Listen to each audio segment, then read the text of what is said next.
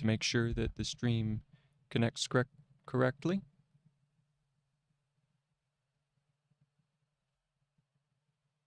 Appears to be sending on Twitch and on YouTube. Very nice. Very nice. To make sure that the stream connects correctly. All right. We are set, ready to go. Hello, everybody. Welcome. Today is August 11th, 2026. And we're set. All right. So today is August 11th, 2026. Welcome for study. What is the purpose of the study here? The purpose of study is to engage in the three. We're still doing academic, tooling for academics, and that's what the title of the video is. And so what are the three tools for idea formation or formation, idea formation? Okay. This is our goal and our end is to develop and create ideas. So this is idea formation, all right? We also called it knowledge work. Comes by many different forms, many different names. Okay? Idea formation. Now, idea formation will take up, it requires three different steps. As we said, we have the acquiring, we have to acquire, to categorize,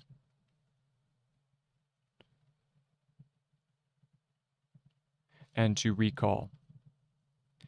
And in yesterday's stream, we went over the first two steps. We went over how to acquire knowledge, and we went over how to categorize the knowledge, okay? And we said that the three forms, or each of the three forms, you can create your own tools, you can grasp your own understandings of what you're supposed to be doing in relation to these tools. You find the tool that helps you the most with your process, and then you are able to perform your work well, okay? That's the end. The end of the goal is to do your work well. Is that idea? I don't know if my brain's just playing tricks on me or not.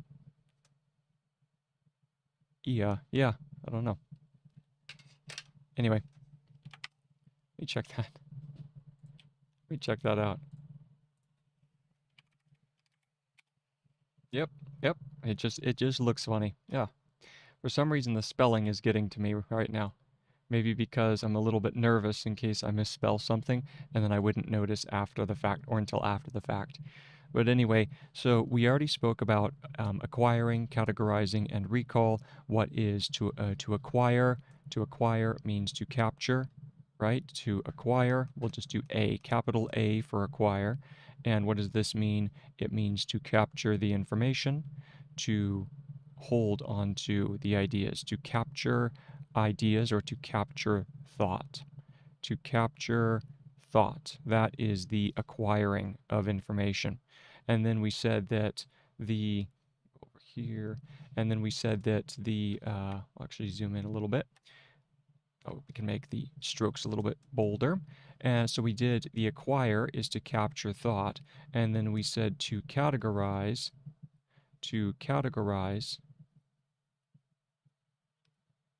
is to put order to information, right? To put order to information. So this is ordering thought. Ordering thought is the purpose or the aim of categorization. And then the final point, and what we're going to pick up with today, is the recall of thought. To recall thought, okay? And we said that the recall can come in a number of different ways. It can either be in the form of writing, it can also be in the form of speech.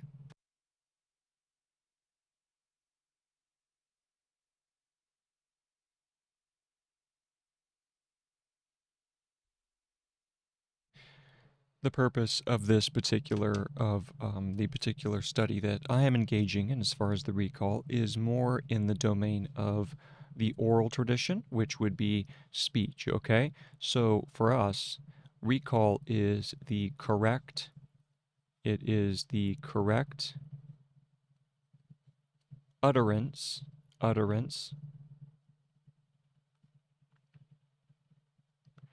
slash reproduction, so utterance or reproduction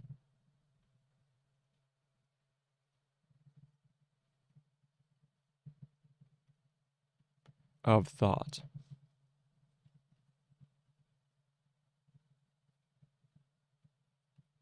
So once again, we have the three, right? We have to acquire. Let's go ahead and make this just a little smaller. So, yep. To acquire, as we said, is to capture thought. To acquire means to capture thought. All right? So this is capturing thought.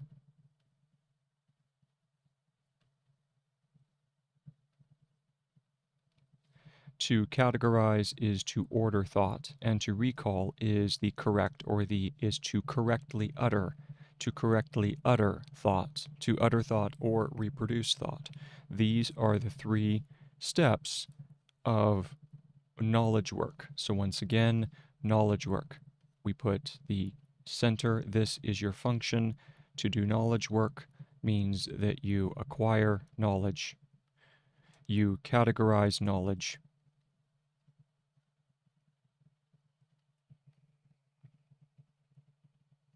and you recall knowledge. So those are the three steps. Now, as I said in my previous streams, we've already discussed the first two, acquisition and categorization, and now we're looking at the area of recall. We are now looking at the area of recall. Now, what is recall? As we said, recall is the correct utterance of speech, it's the correctness of the ideas. So this is recall, all right? Now, what are the tools that I'm going to be using and I'm going to be demonstrating and practicing in the area of recall? I'm going to be practicing visual cues.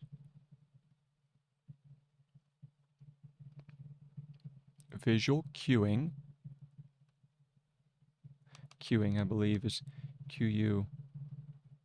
Let's look up. How do you spell? What is the what's the way to spell Q? Because I know Q is Q-U-E. Is it queuing? Yes, Q-U-E-I-N-G. Q-U-E-I-N-G. It's a place where we end up having the two vowels. Okay, so in the recall, I'm going to be engaging with visual cueing, and I'm also going to be engaging with associative memory.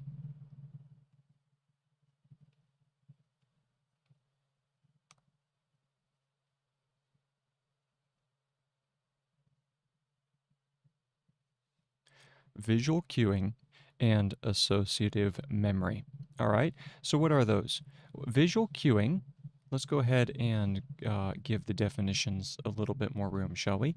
So visual cueing, let's move this guy down. We'll select this here and drop it so we can do our definition for visual cueing. So what is this? This is the use of visual cueing is the use of present or remembered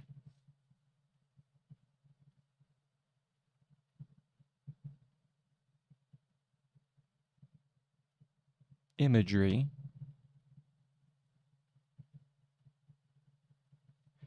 that serves as a symbolic link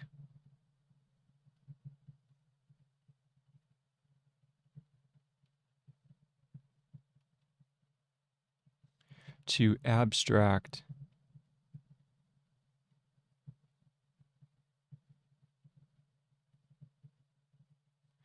and verbal information.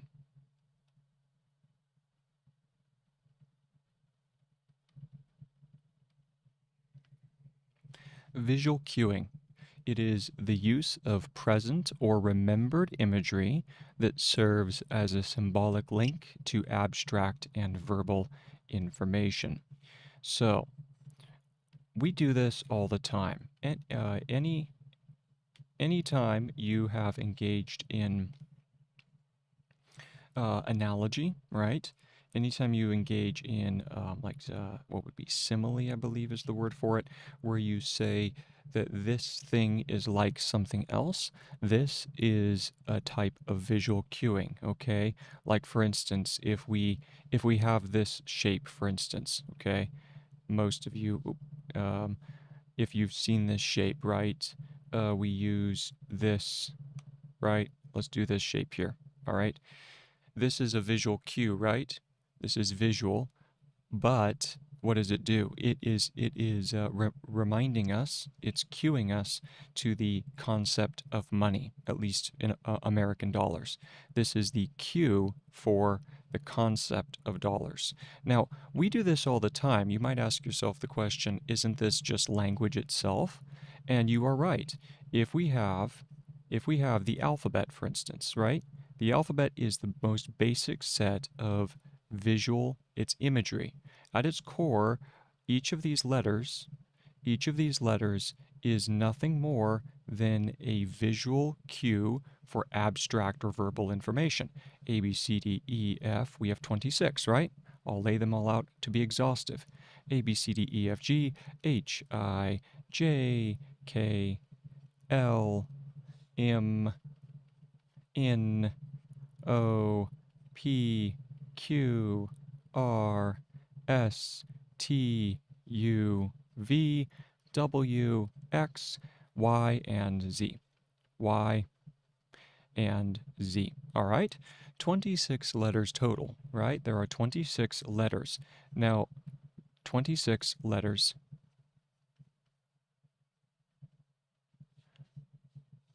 that we use. These are 26 letters. Another way to think of them would be 26 symbols. 26 symbols.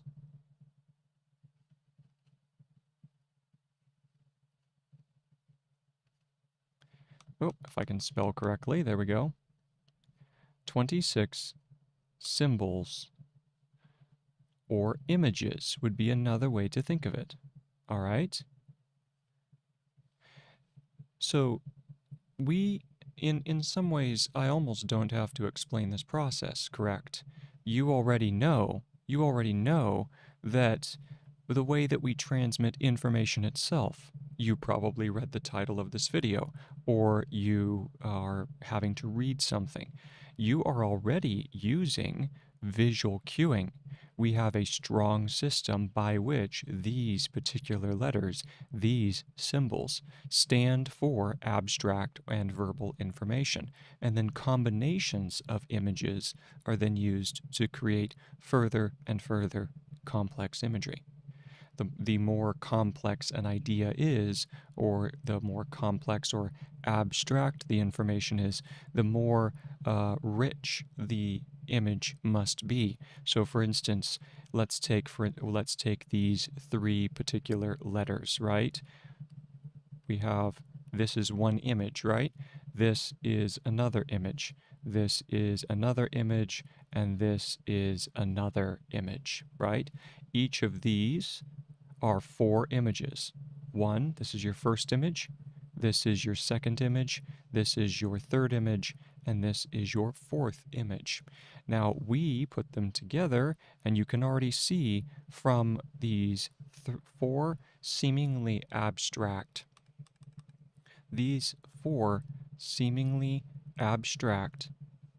images come together to form a new concept.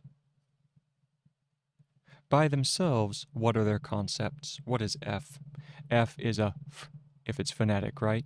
F is F, E is E, A is E, and R is That's the only meaning that these particular images have if they stand alone. Now, put them together, and what do? You get a more complex idea from a complex image. The imaging, this is visual cueing. When you took these 4 images when you took these 4 images, right? 1, 2, 3, and 4, you put them together to create one new image. This is a composite image. This is the composite image of the idea of fear, Okay, so this would be an example of where we do this automatically in our culture. In our culture, we already have images. We already think imagistically. We just call them letters. We call them numbers. We call them words. But at their base, this is an image. This is an image. This is an image. Because what is an image? Remember, an image is just any sort of externalized form. An image is an externalized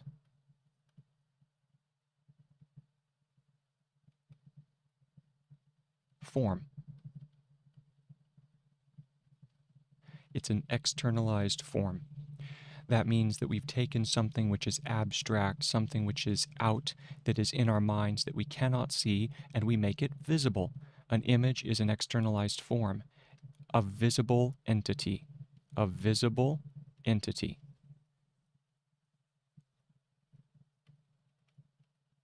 That is what an image is.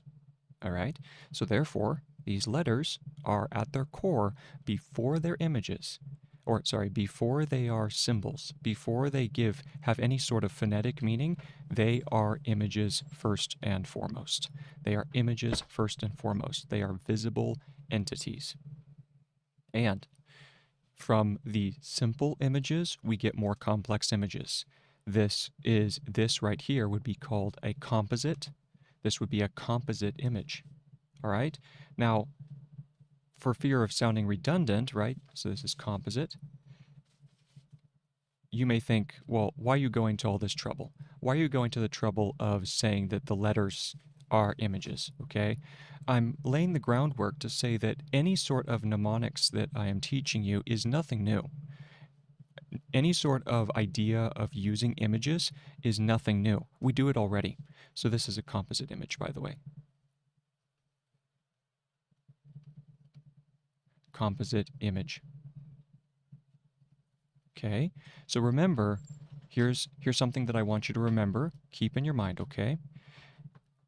More complex thoughts. Complex thoughts or ideas will require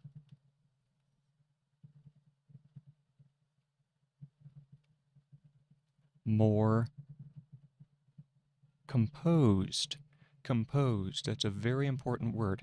More composed images.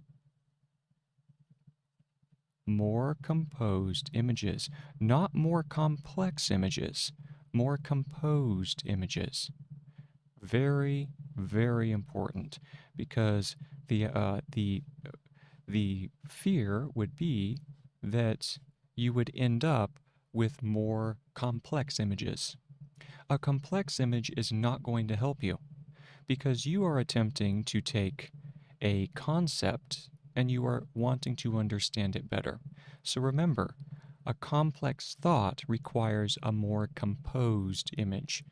And composition in the understanding of art, right? Let's go give another definition over here. Composition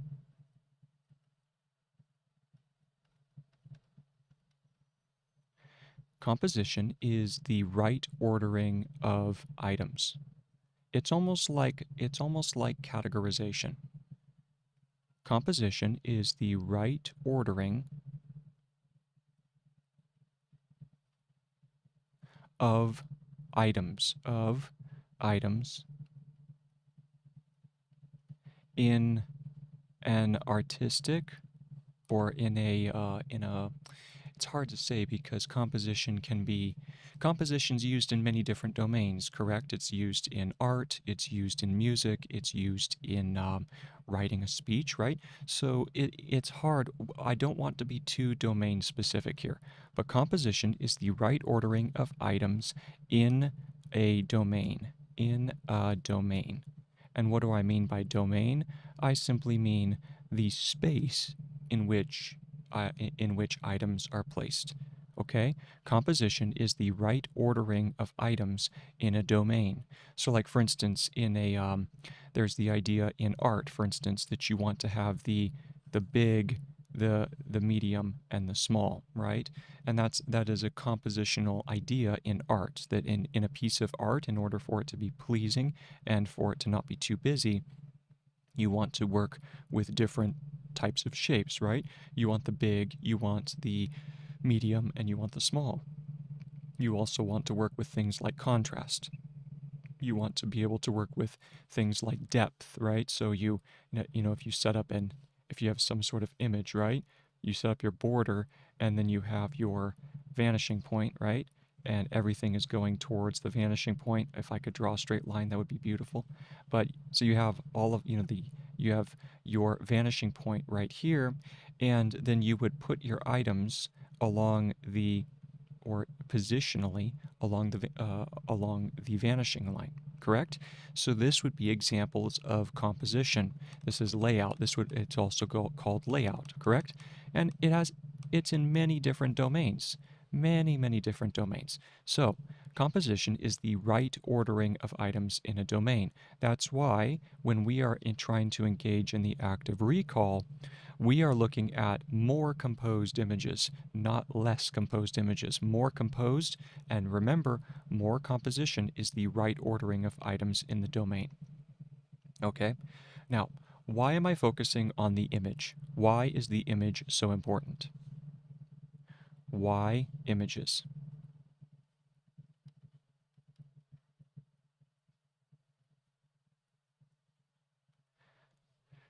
I'm focusing on images for the sole reason that we are seeing creatures, we are visual creatures first and foremost. First and foremost. First and foremost.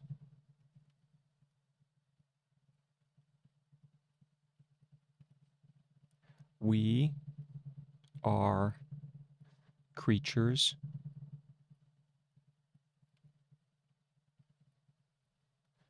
that see. I'm going to do this capital. We are creatures that see. Super important. The visual sense is our most valuable. It uses most of our brain power. It's tied most closely to our brain. Our visual sense occupies most of our brain's, it's hard to say because it's not really real estate. It's almost more of the brain's occupation. It focuses on the sense of sight most prominently over the other senses. Okay, the visual sense occupies most of our brain's attention. It devotes attention and resources.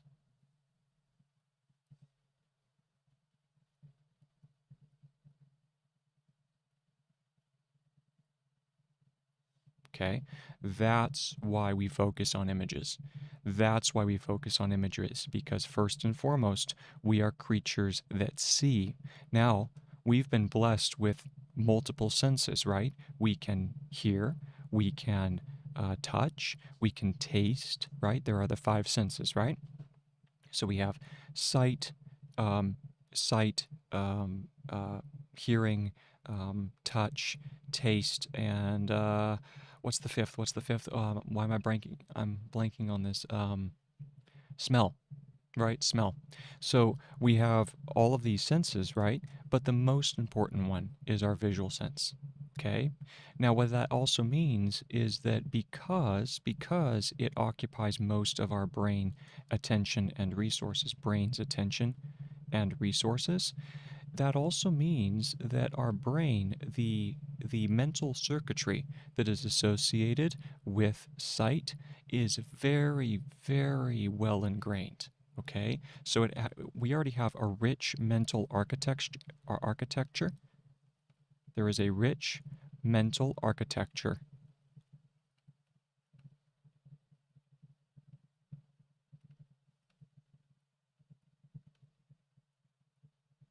associated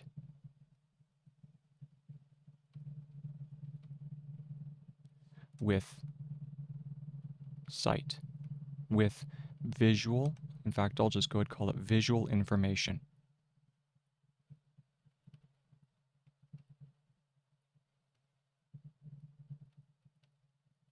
All right? I can prove this to you. Okay? So I'm going to just say a word. I'm going to say a word, okay? Dog. Just dog. I gave you the word dog. What came to your mind? Was it facts about a dog? Was it everything that you've ever known about a dog? Was it even the sound of a dog's bark? Was it the smell of a dog's fur? Was it the feel? Was it the feel of maybe their, as you're patting them? Was it the feel of it? Was it the sound of their panting? Was it the, hearing the click on the ground? Was it? No. I assert that the first thing that came to your mind was an image of a dog, whatever that was, right? The first thing that came to your mind was the image of a dog. Nothing else, right? Now, as I mentioned, all the other qualities of the other qualities of the senses, I'm sure then you could sense it. As I kind of brought you along, you said, oh yes, I can feel, the silkiness of a dog's fur, or I can hear them barking now because I cued you. I cued you so that you begin to think along the lines of those other senses. But free of any sort of external cueing, the first thing that came to your mind was that of the image of the dog. That right there is going to be the reason why, in a way, that's the argument in and of itself, right? The image is the most important thing that we can work with. All right? So that's why. That's why we use images. That's why we focus on them. Okay? And we want to make, what is our aim? Our aim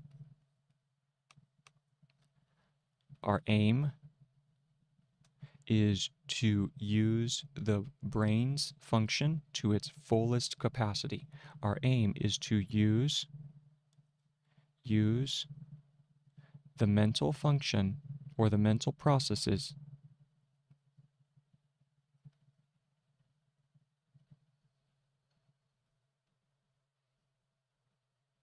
to their fullest capacity, to fullest capacity.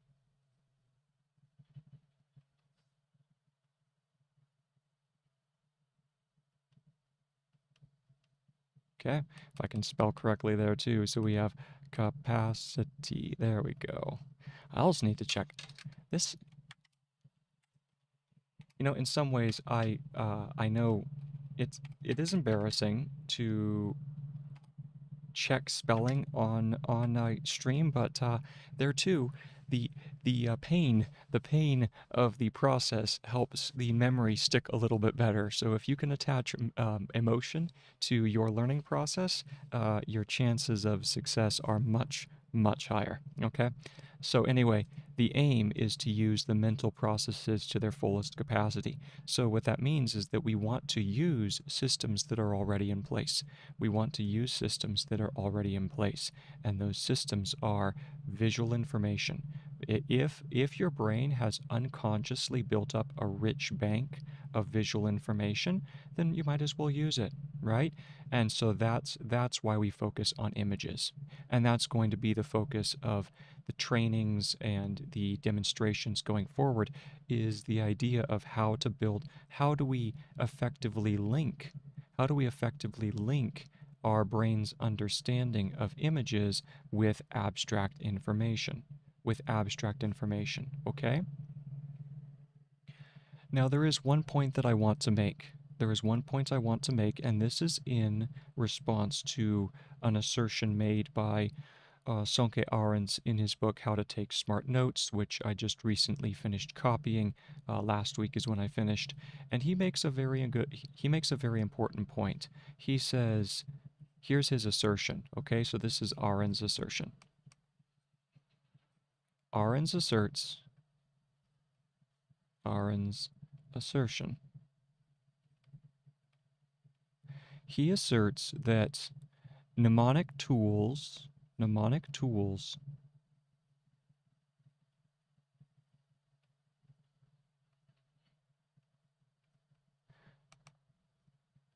should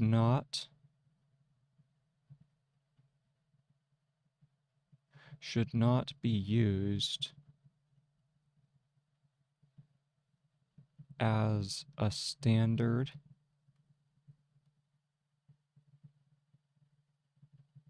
system for informational handling or for handling of thoughts. It should not be used as a standard system for handling and working with thought.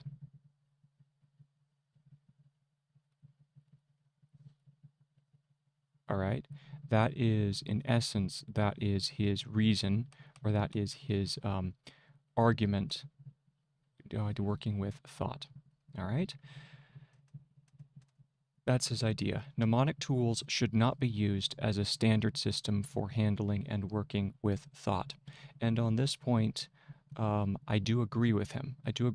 But there, I felt that the way that he understood the situation, and he understood mnemonics, was a little bit one-sided, or possibly a little bit too focused on trying to build up understanding for people, making sure that they have externalized knowledge. And his big thing is make sure that you are not relying on memory tools instead of constructing systems of value. Okay, so his takeaway, he says mnemonic tools should not be used as a standard system for handling and working with thought. Instead, and his takeaway is instead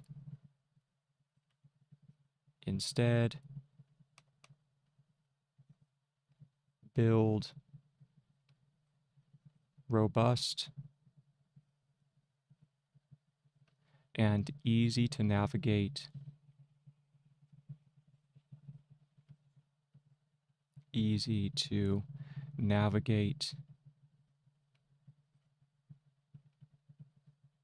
external thought tools.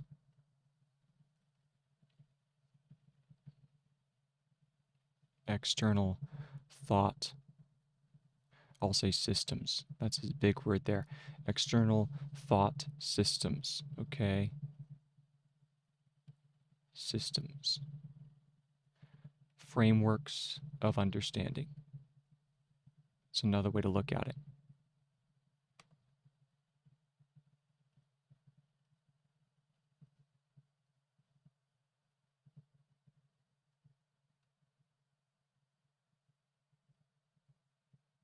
There we go. So, he says, Arens asserts that the mnemonic tools should not be used as a standard system for handling and working with thought. Instead, build robust and easy to navigate external thought systems. These are frameworks of understanding, okay? Now, in answer to his assertion, let's first remember the context or the scope of the conversation. The scope of the conversation is all as it relates to this well-worn track by now, which is knowledge work, KW in the center, and there are three parts to the process of knowledge work. The first one, as we said, is to acquire the knowledge. The second is to categorize the knowledge. And then the third is to recall the knowledge. Okay, so we have acquire, categorize, and recall. So this, we need to understand Aaron's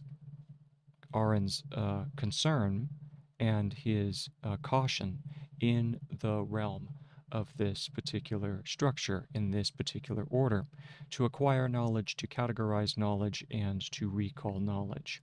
So Arons is concerned, Sonke Arons, in how to take smart notes, is concerned with the categorization. Actually, he's primarily concerned with the acquisition and the categorization. I would say he's more focused with the categorization.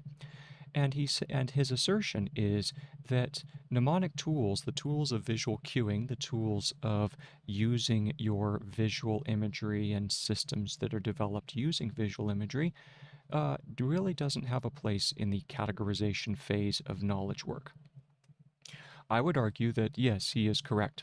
He is correct because when you are categorizing information, you still need to work in the abstract, okay? So to categorization requires information. Let's go ahead and write this down here as a thought, okay? So categorization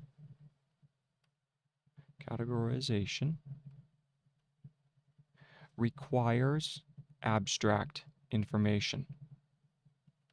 Requires information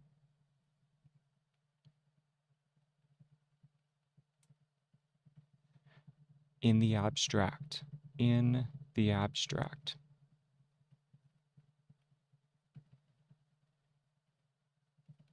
Okay? You don't really categorize that much when you're dealing with particulars. You can, but once again, we're talking about knowledge work, right? We're talking about the development of ideas.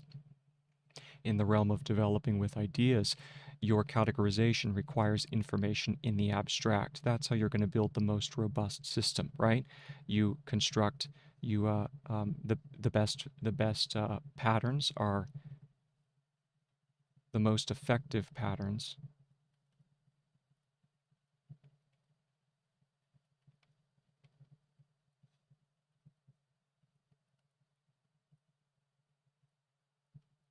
are built using abstracted information, are built using abstracted information.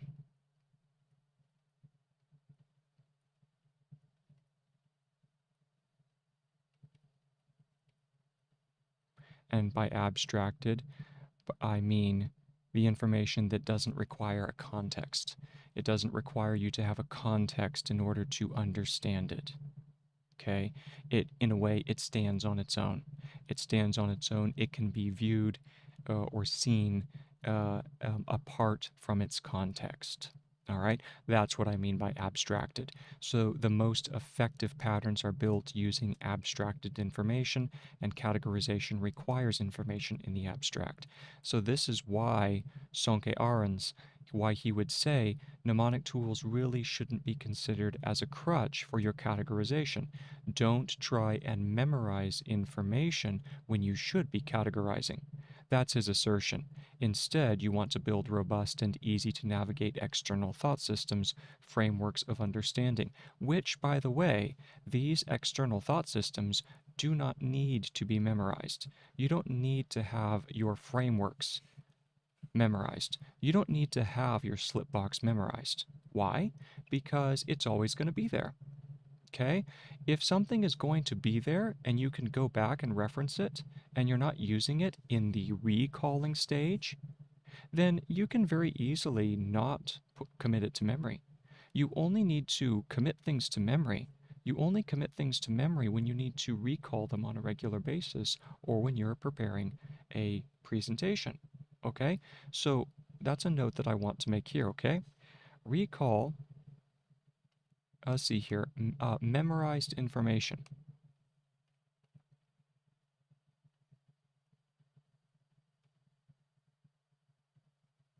Memorized information.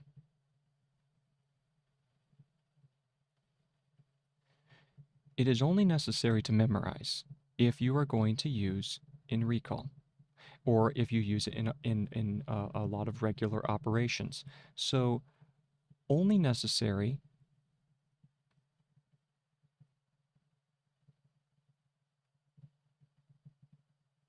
in frequent use operations. In frequent use operations, where it's going to be ridiculous for you to continue to have to look up the information when if you memorize it, then you can use it right off the bat, right?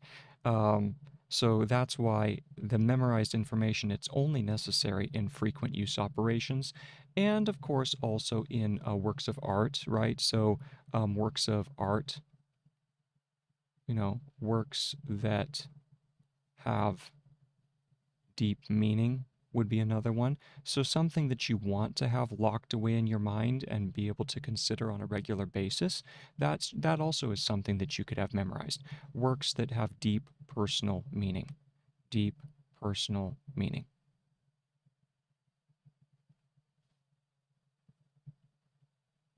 These are the two types of information that we would want to consider memorizing and that would just be locked away. Okay? So once again, notice that Sankey Arons, he's talking about something that's completely different. He's saying that when you're dealing with the categorization phase of information, when you're dealing with the categorization phase, then your focus should be on the building of robust and easy to navigate external thought systems, frameworks of understanding. Save, and he doesn't say this, but save your, that's essentially the takeaway then, right? Save your memorization efforts for this phase in frequent use operations and works that have deep personal meaning, or the final one would be in presentations, okay? In the act. I would argue that it is good to use mnemonics in the act of recall. It's going to help you tremendously in the act of recall. Especially because as we learn about the tools that are available to us, once again using visual imagery, you'll find that it is in some ways using mnemonics properly, it is much easier to have something memorized. It is much easier to have something memorized than to be trying to develop the thoughts on the go, or to be reading from a speech or something, which is an act of it's proceduralism. Even reading something is an act of recall. It's an act of memory, in a way. You are taking in visual information and you are converting it into another form. So in a way, you are still engaged in recall. So time for a little sip of water.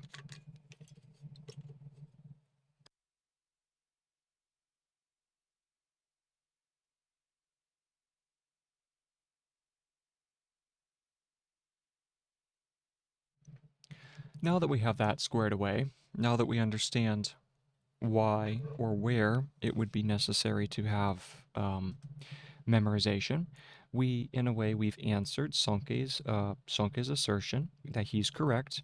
We don't need to focus our attentions. We don't need to focus our attentions on memory in the categorization phase. We don't even need to focus our attentions in the acquisition phase. We merely need to be able to acquire well. We need to be able to categorize well, and once we have these two processes down, then in the act of recall, this is where memorization is going to come in handy. Okay, so that was all for the that was all the process of answering Aaron's assertion, which is a valid one. Okay, so now what are some of the ways that I am going to demonstrate and I'm going to use the mnemonic tools, okay? I'm going, as we said, these are all visual tools, okay? So these are all visual, these are all parts of vision. And so we're going to look at the different categories of visual information, okay? So these are the categories of visual information or visual memory. Categories of visual memory.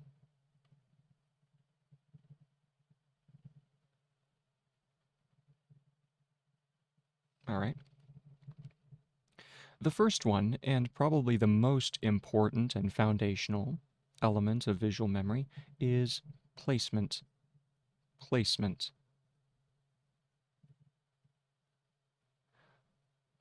Putting something in space. Placement. An item in space. All right?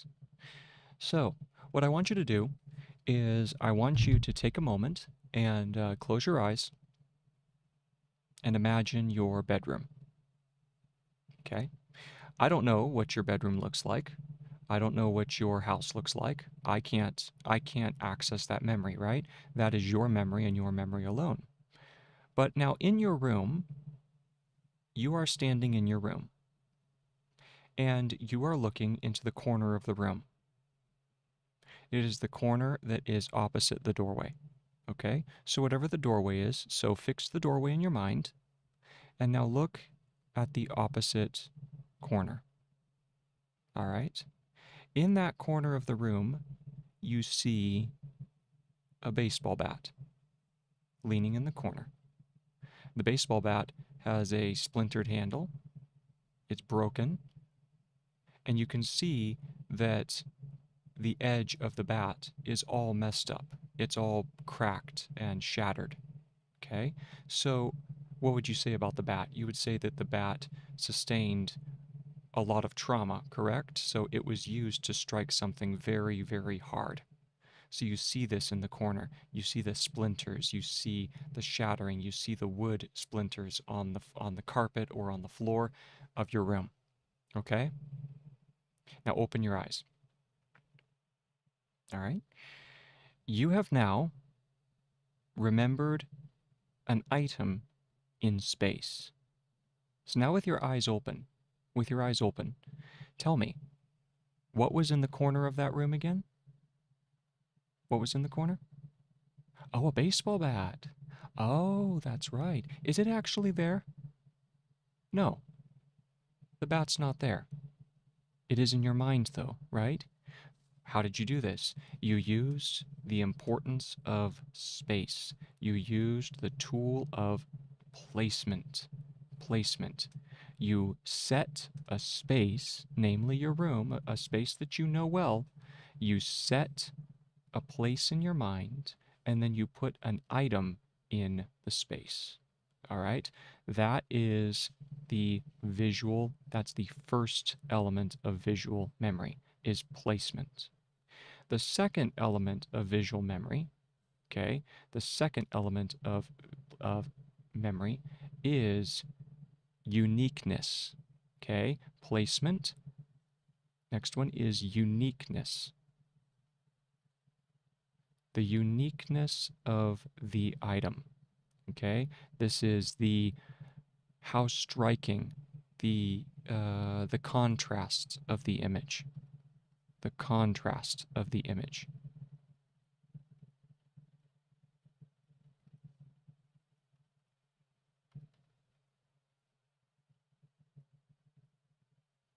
So for this, what I want you to imagine is two things, okay? I'm going to ask you to think about two things. The first one is an item of food. An item of food, okay? That's just it. It's a piece of food, all right? Very nondescript. Could be anything. Could be anything, right? Could be a sandwich. Could be a slice of bread. Could be a roast. Could be anything, right? A piece of food. So imagine two images, and I'm not I'm not actually going to draw, although drawing is an incredibly important skill. I don't have the time at the moment to put it into practice or to actually work with it as it should be done, so I'm not going to attempt. But let's say that we have our first item. This is a piece of food. Piece of food. And that's it. All right, that's the one image that we have. Now, how about on the other side, we say a big, greasy, juicy, delicious,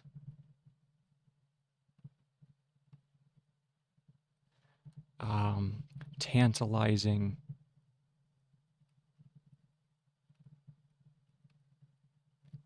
cheeseburger.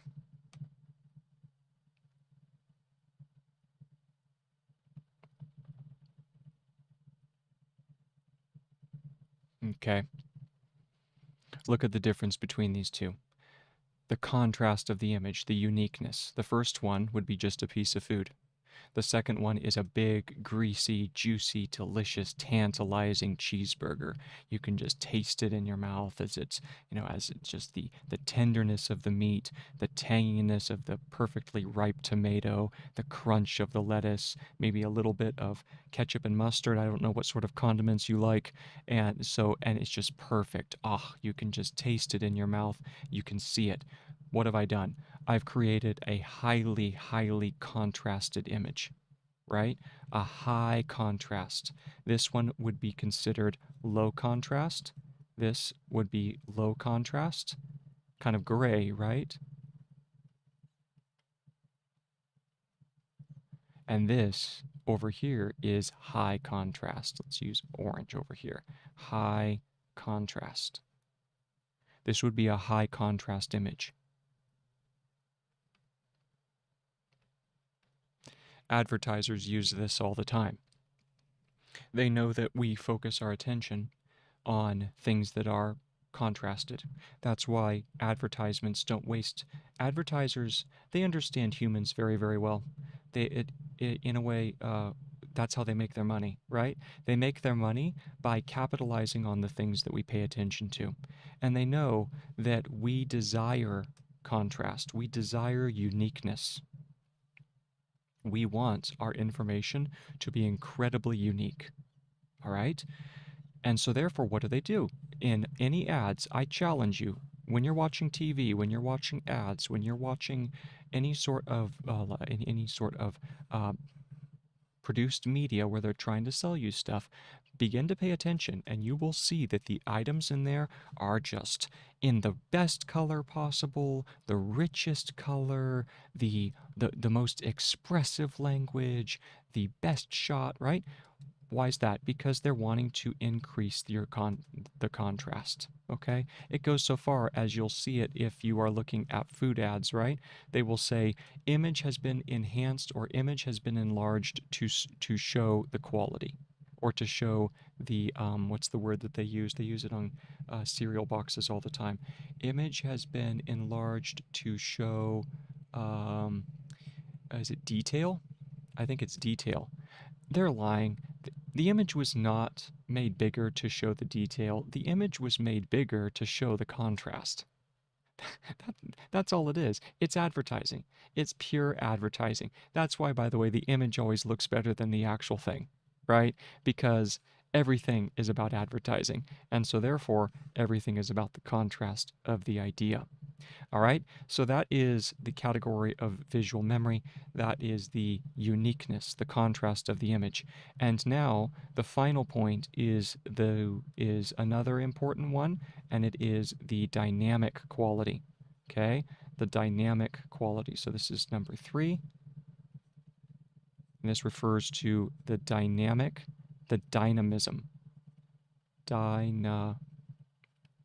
I think it's dynamism. I'm going to check the spelling on that. All it means is dynamics. Let me check over here. I have to make sure I'm using words correctly. Dynamism. Yes, so dynamism is the quality of having intense and active energy, force, and power. That's dynamism. Dynamism. All right, so the dynamism of the image. We've talked about the placement of the image, the uniqueness of the image, and finally the dynamism. And what is dynamism? It is intensity of movement. Intensity of movement.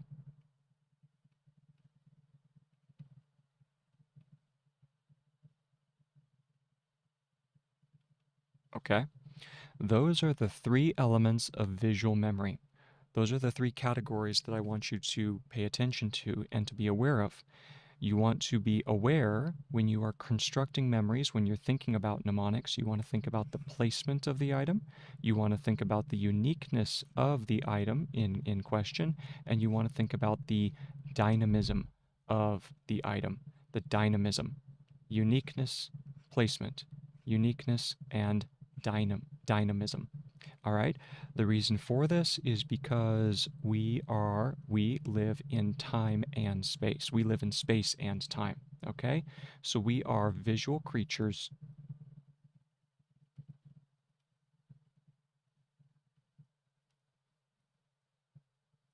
living in space and time and time and time. Both of those elements, right? Those are both two dimensions, the spatial dimension and the time dimension. The first two qualities, the placement of an item and the uniqueness of the item, those are both elements of space. These are both categories of space, spatial categories.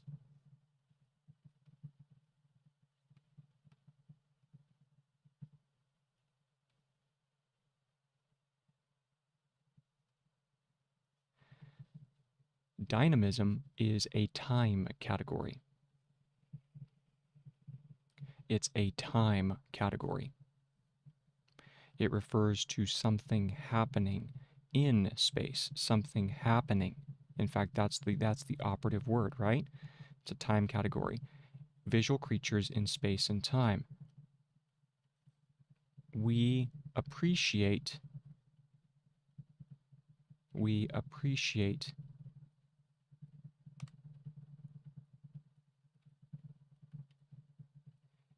intensity of action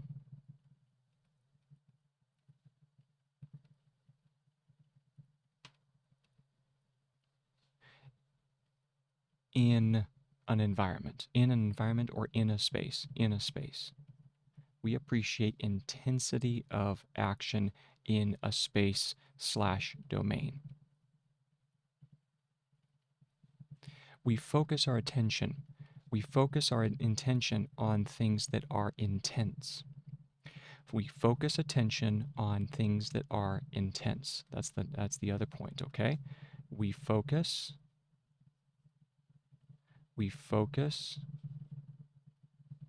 on things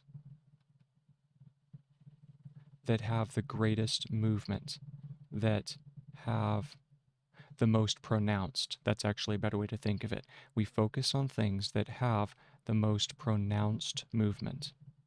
The most pronounced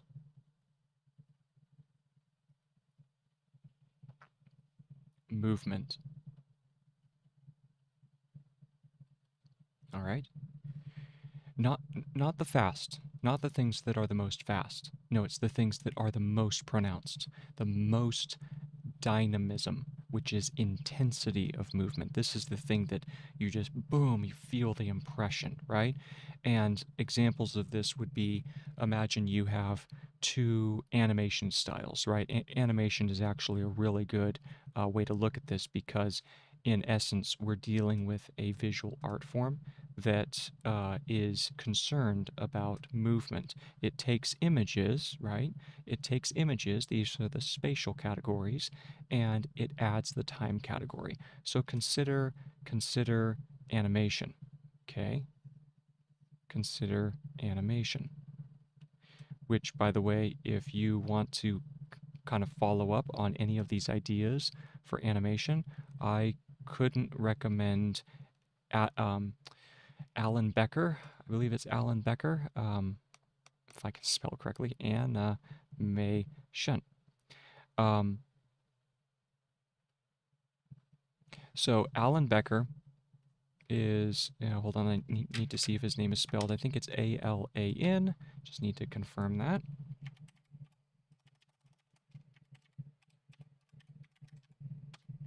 Yes, Alan Becker. So Alan Becker is one of the best independent animators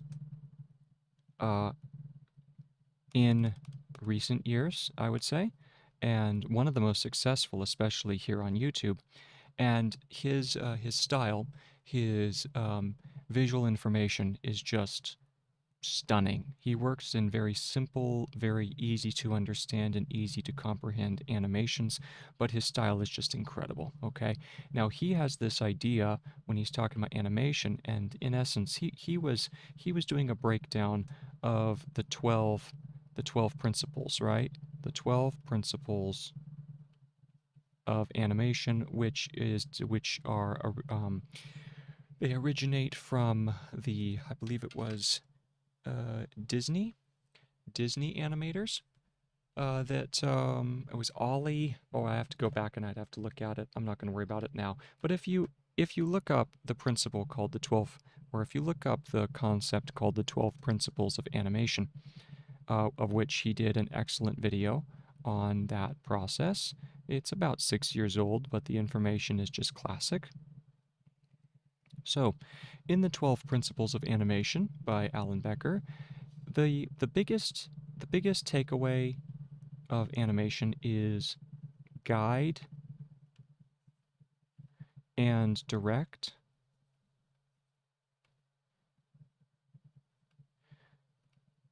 the attention of the audience or of the viewer.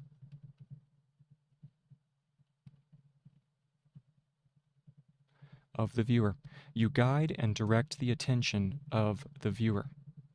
All right? Once again, we look at this dynamism, intensity of movement. Why do we like intensity? We appreciate intensity of action in space and time. We focus on things that have the most pronounced movement.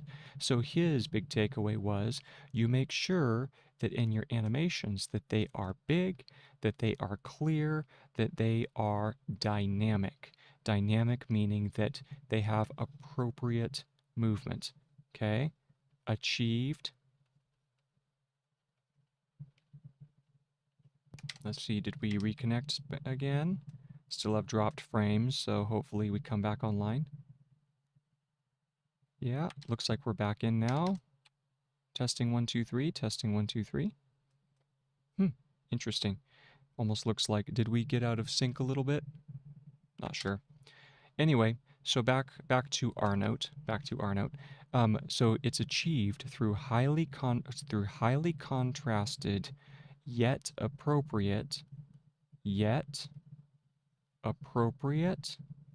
action. And by appropriate, I'm not talking about that which is modest. I'm not talking about that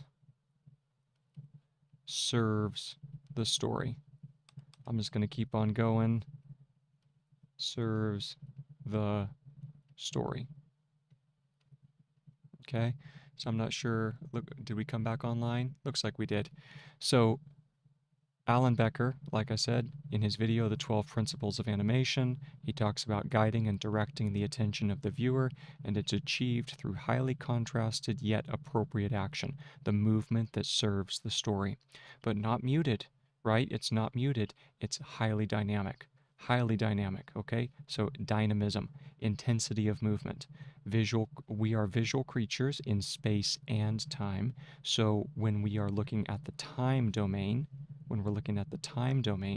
then we want the things that have occurred over time, which is what movement is, it's images over time, then we want those images to be very, very dynamic, big movements, a lot of activity.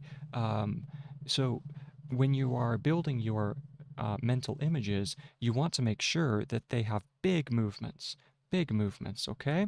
So like I said, the categories of visual memory are placement, an item in space, and then we have uniqueness, the contrast of the image. It has to be a highly contrasted image, can't be just generic, right? And then the third one is it has to be dynamic. It has to have good movement through space, okay? And that is essentially the end of the argument for why we need to have, or why we would want to develop a robust and a good system of mnemonic tools for recall, okay? Now, as we did with shorthand, and as we did with shorthand, and as we did with the Slipbox system, we do want to, or there is a word of caution. There's a word of caution for mnemonic tools, okay? So what is the word of caution? Word of caution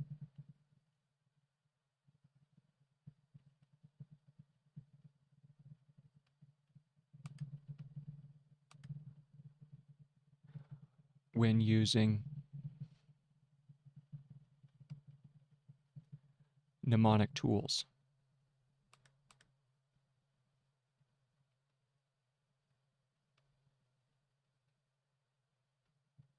Okay. The first area, the first domain where you would need to be cautious, where you would need to be aware of the dangers, is too much complexity, okay?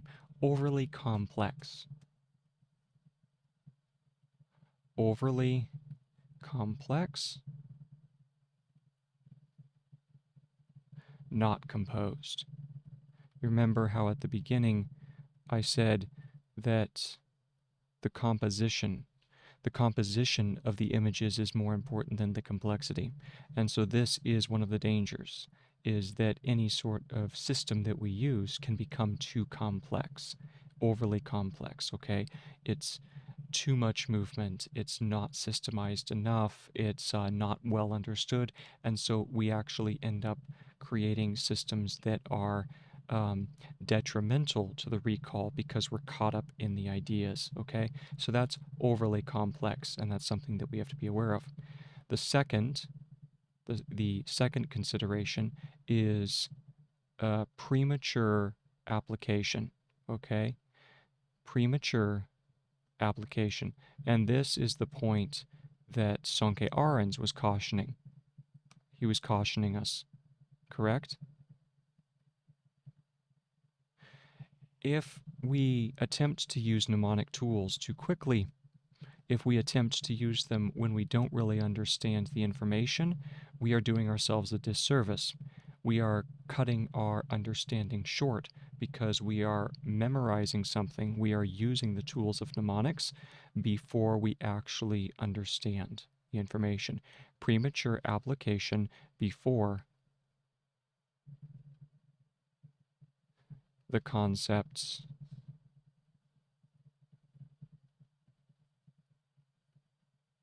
are understood.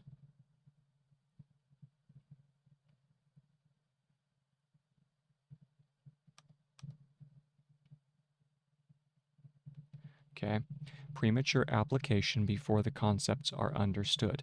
So that's the second word of caution when using mnemonic tools. It's overly complex, not composed well enough. Not composed well. The second one is premature application before the concepts are understood.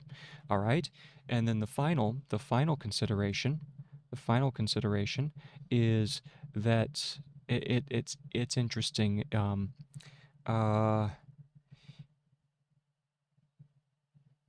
It's, in a way, it belongs to the overly complex, and in a way it's premature application, but if you're not careful, then the system will take on a life of its own. The system grows beyond its bounds. The system grows beyond its bounds. Okay? Those are the things that you want to consider. If the system grows beyond its bounds, okay, we're looking at this one, the third point. If the system grows beyond its bounds, this is a case where you begin memorizing information just for the sake of memorizing, and it has no purpose. You'll find that these tools, and hopefully as we go through them, you'll find that these tools, the mnemonic tools that are mentioned here, are incredibly powerful, and they can be addicting. So you end up memorizing things just for the sake of memorization, and not really because they serve a purpose. System grows beyond its bounds due to the addictive nature, due to the addictive nature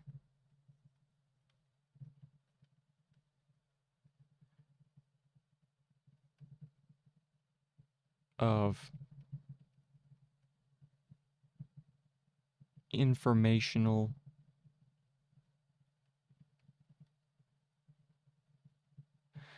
this one's tricky because it's essentially it's due to the addictive nature of increased speed of knowledge capture. Okay, increased speed due to the addictive nature of or maybe reduced effort would be another way to look at it, because of the reduced effort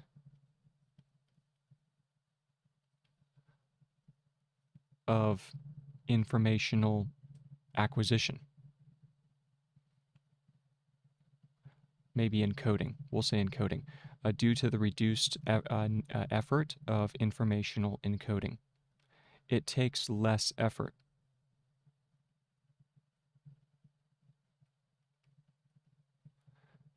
It takes less effort to remember information when you're using mnemonic tools. And for most of us, if we have grown up and we've only ever used rote memorization, then that's an incredibly painful process, at least for most of us. And it requires a lot of attention, a lot of skill, a lot of effort. And so because of that, we don't get quite the boost. We don't get quite the reward that we would if we were using mnemonic tools. You'll find that you do have to be careful. If you use mnemonic tools, you will end up with the problem. You will end up with the problem that a lot of people don't suffer with, and that is that you suddenly become fascinated with just the informational encoding. You become so fascinated the fact that you can memorize thousands of streams of numbers, that you can memorize words upon words upon words upon words, and you can remember images and people's faces and maps and new languages and so on and so forth, right? You learn all this wonderful information, but then you forget to integrate it.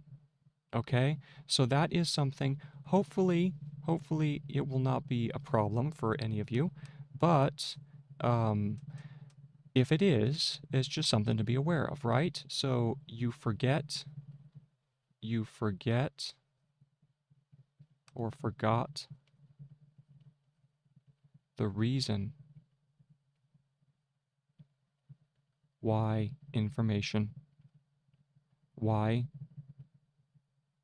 you began focusing on information. You forgot the reason why you began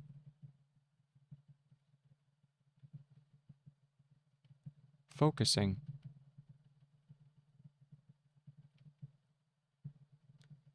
on information.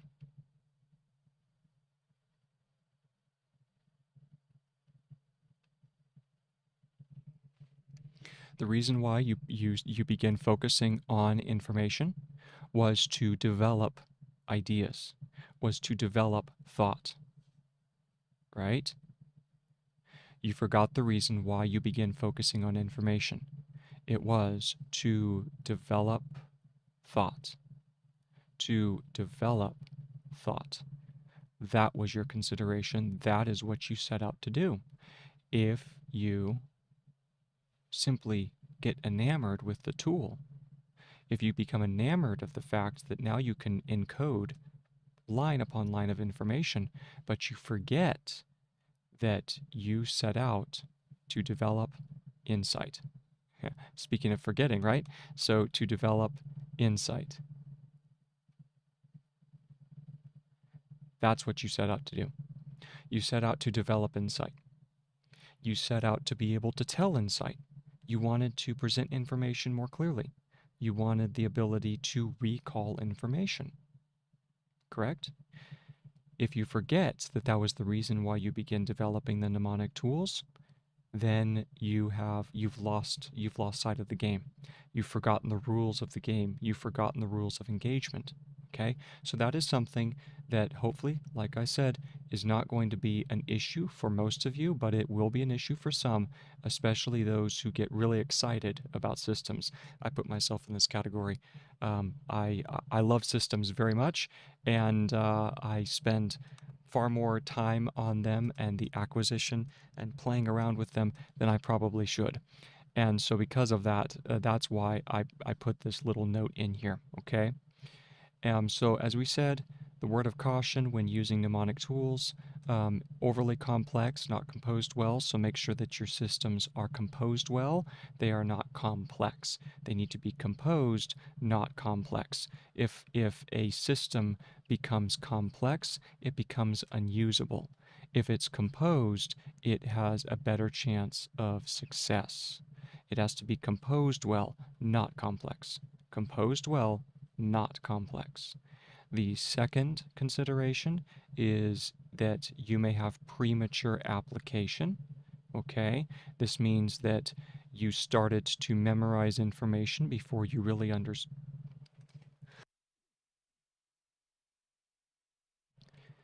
You started to memorize information before you really understood it. That's also something that you want to be aware of. Be very, very careful that you understand the information. Okay, and that's why, once again, I said that mnemonic rules, once again, everything goes back to this circle, right? Everything goes back to this idea. Knowledge work at the center, acquiring the knowledge at the top, categorization on the right-hand corner, and recall on the left, and each step leads into the next. Each step leads into the next. The danger is that usually recall for a lot of people, especially for students, recall is also being tested, correct? So you have the stress of the test. Okay, for many,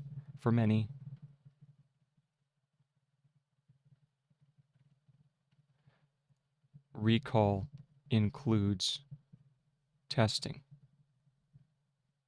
For many, comma, recall includes the testing process.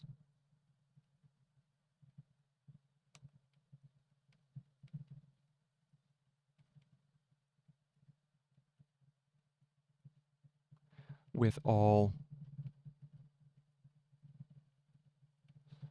of its inherent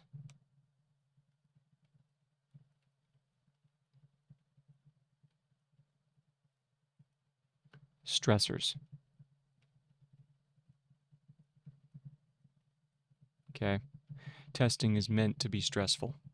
Testing is meant to be, it's meant to put you in an environment, in a situation in which you do need to feel some sort of emotional response, right? Because it really is, it's there, it's designed to see how you are going to perform under pressure.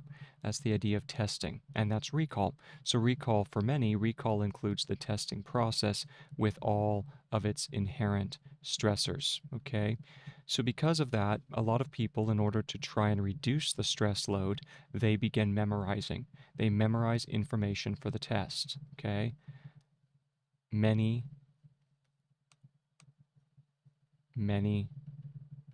will memorize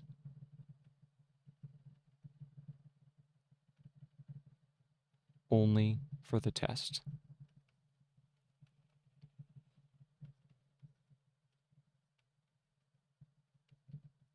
And that is unfortunate. That is unfortunate because what they're doing is they are misusing the tool. They're misusing the tool because they want this. They want the ability to recall, but they don't want to go through the process of categorization. Acquiring is you can't engage in knowledge work unless you acquire, okay? Now, you can acquire to better or worse abilities, but you have to acquire something, okay? Most people, they want to skip this, right? And they want to go straight from acquiring to recall. Acquire, recall, acquire, recall, acquire, recall. That's not the way it works. That's not the way that knowledge works. Acquiring leads to categorization, which then leads to recall. You have to do things in this order, okay? So that's why, and that would be forgetting the reason why you begin focusing on information. You focused on information to develop insight. Categorization is the development of the insight, and then recall is bringing forth what you thought about in the cognitive, in the categorization step, in the ordering of the information. Okay? So, be aware that if you are engaging in mnemonics, be aware that you are going to be shortchanging yourself if you try and engage in mnemonics before you have attempted to categorize. Before you have attempted to categorize. This is key. This is key. Always, always, always categorize. Even, I would argue this, you should attempt to categorize information. You should attempt to understand information, even if it means that you don't have as much time to spend on the memorization and the preparation for recall. I would argue that it is more worth your time to learn how to categorize well in the long run. In the long run, it is more worth your time to learn how to categorize than it is to spend time on recall. Learn to categorize, and it has a compounding effect. It will automatically, it will automatically help you in the recall stage. If you focus too soon on the recall and not enough time on categorization, you will not have the compounding benefits of the categorization phase of learning. And thereby, you will not have knowledge work, because knowledge work requires all three. It requires all three for the virtuous cycle. All right, so that is my final note on recall. That's my final note of caution on recall. All right, now I have about an hour 30 left, an hour minute and or 1 hour and 30 minutes left.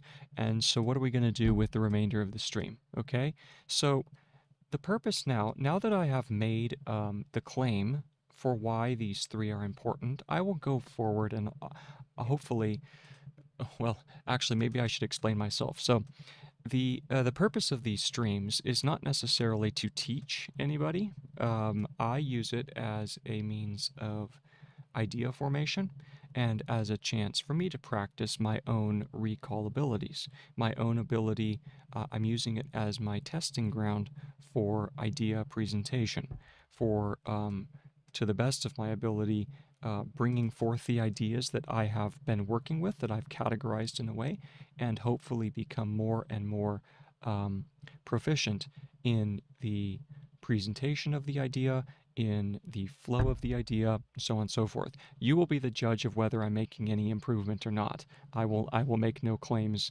or make no assertions one way or the other. But hopefully there is small improvement, little gains, right?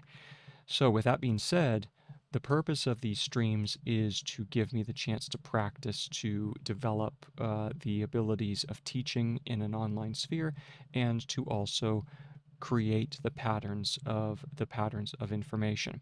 Okay. With that being said, the streams are, especially going forward, the streams will be split into two categories. Okay, two categories. So there are going to be ongoing streams.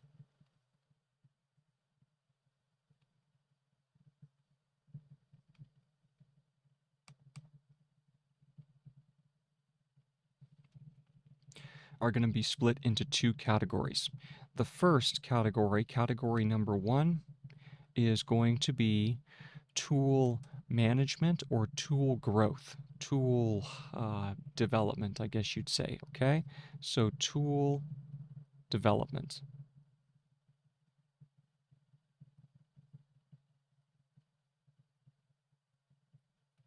All right. And then the second one is going to be tool use. Tool use. And if I'm going to do capital for both, I should do it for both. There's capital here, capital T for tool, and capital tool usage. All right. So we have tool development. And if I could development, let's go ahead and fix that. Development. Come on. There we go. Development. Development. I'm like Christopher Robin over here with my spelling. All right, so we have tool development and we have tool usage. Tool development and tool usage. Tool development includes so it's focusing on proficiency.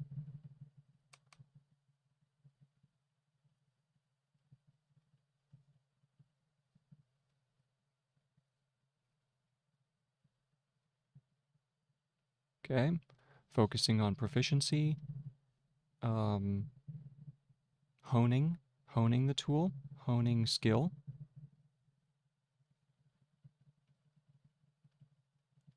and finally documenting the theories. Documenting the theories and concepts.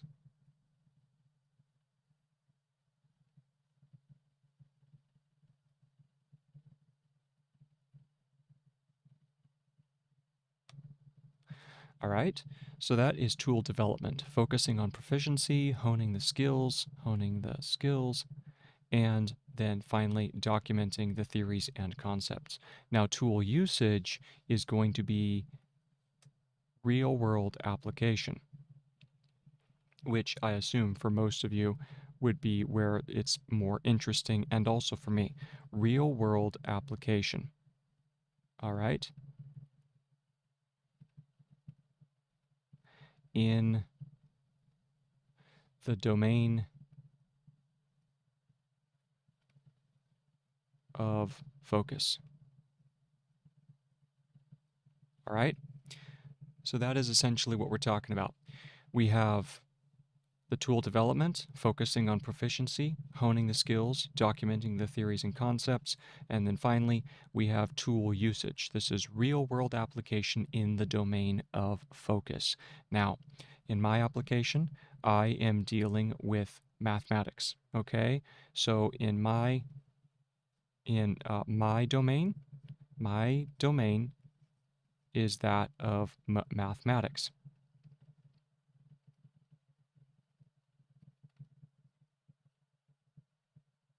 Now, I make no bones about the fact that I am a returner to the world of mathematics. I haven't really taken many math classes in the last 7, 8 years. That has not been the area of my focus.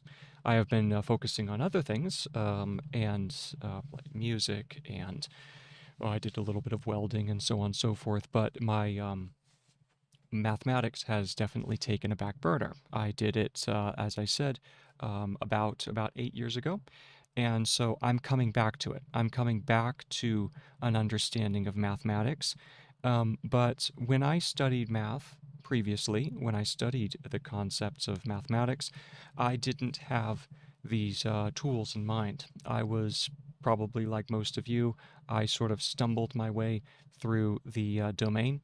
I stumbled my way through the coursework. I did well. I did well, but as far as actually attempting to use proper tooling, that was not on my horizon. That was not my conceptualization of the landscape. Okay, so because of that, my attempts in this domain, the real world application in the domain of focus, and my domain is mathematics, the tool usage, you will see me struggling. You will see me attempting to understand the information and to attempt to put into practice these tools that I've laid out for you, the tools of acquisition, as I said, if we have knowledge work and we have acquisition, categorization, and recall. So attempting to build a more robust and a more complete framework here, okay? I'm as much of a learner as anyone else. I have the idea, I have the need for knowledge work, I have the need to develop an understanding of the knowledge, okay? But I do not have the experience yet. So when I'm speaking, and I'm speaking definitively or I'm speaking with force, that is merely, you will have to forgive it, you will have to forgive me for a certain level of ignorance on that part, in that I I speak as I find it. I speak as I can, but I am not speaking as a professional. I am not speaking as an expert, and I am not speaking as someone who you should take uh, with too much. Do not take what I say with too much um, blind belief. In fact, probably none at all. Search out what I say and see if it's correct. Because I will speak as it makes sense to me. I will speak as the situation becomes aware or becomes clear to me. But I cannot speak as an expert. I cannot speak as someone who has already attained. I have not attained to this area of knowledge work. I have not yet created the system of acquiring categorization and recall. I'm on the path.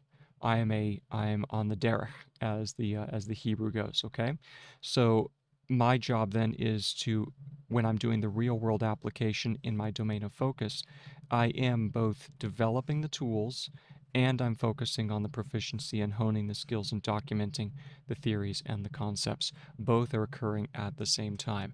And that's the purpose of the stream. The purpose of the stream is to make it useful for you, hopefully, because you can see how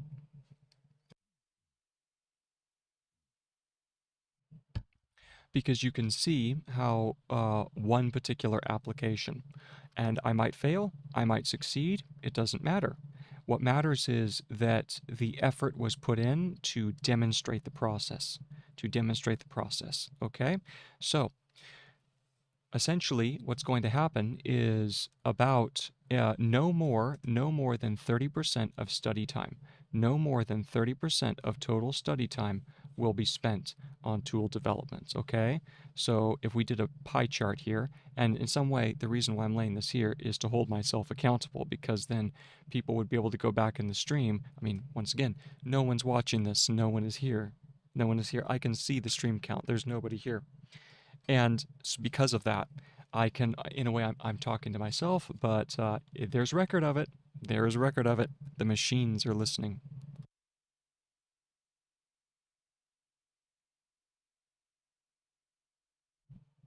The machines are listening. And so therefore, I can say that my hope, is that I will spend no more than 30% of study time on the explicit development of the system. Okay, so let's go ahead and put that into practice here. So we have a circle. We have a circle, and I think I actually, don't I have, can't I do a circle here? Yes. Oh, this is fun. I like our note. Oh no, it's a fun system.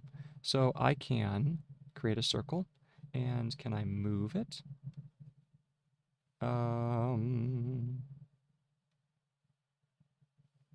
Where's my selector? Do I have a selector?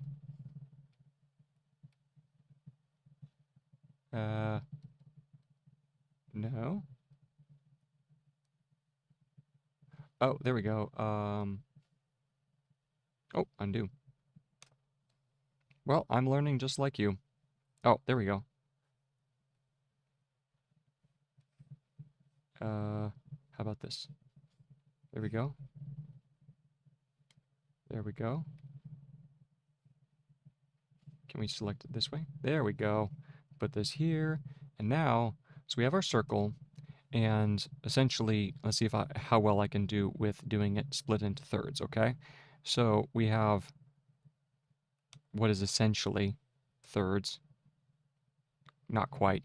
But anyway, so this is a pie chart, obviously. And the purpose here is to make sure that only 30% is spent on tool development. Okay, invested. You could call it invested, okay? Invest in development.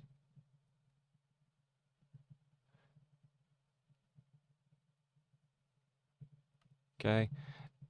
And then the other 2/3 would essentially, and this will change as time goes on, but the other 2/3 will be focused on the areas of maybe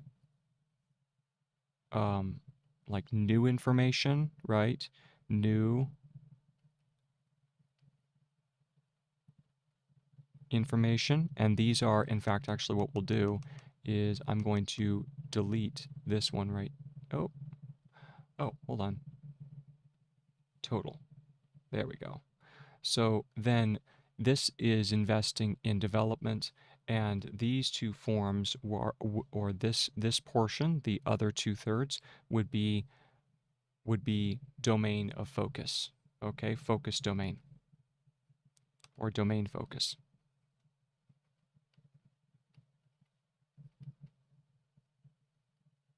And this is where I'm not too concerned about making sure that I have the best tool. I am merely using the tool, okay? And this is kind of a foundational idea in general. The idea that don't spend too much time on your tools. Don't spend too much time on your tools. There's a really good poem by Rudyard Kipling called If. Rudyard Kipling's If. Okay? Rudyard Kipling. Okay. His poem If.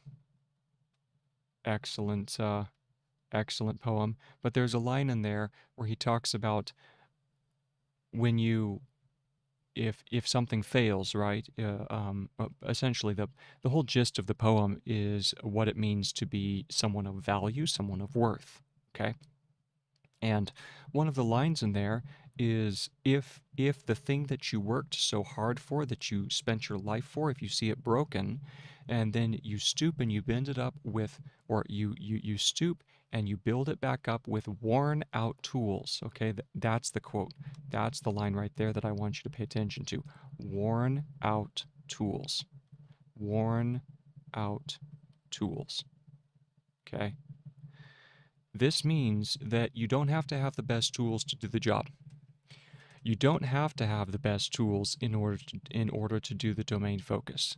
You want to invest in the development of the tools. You want to become better at your tooling, but remember that this right here, this portion of your work is where you need your focus to be.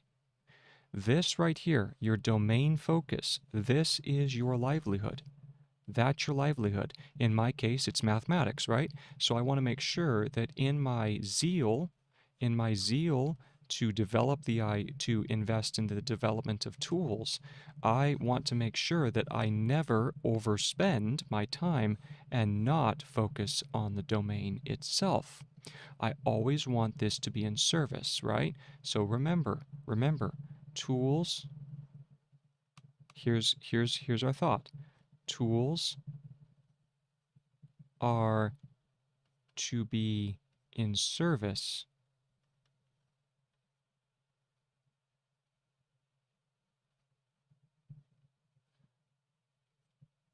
to your work.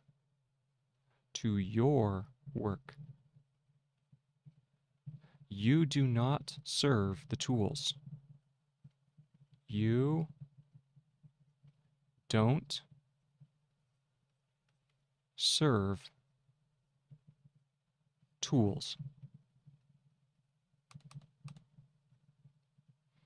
Unless, of course, you're a waiter and then we're talking about the band, but that would be a capital T tool. So anyway, you don't serve tools. You don't serve tools. Tools serve you.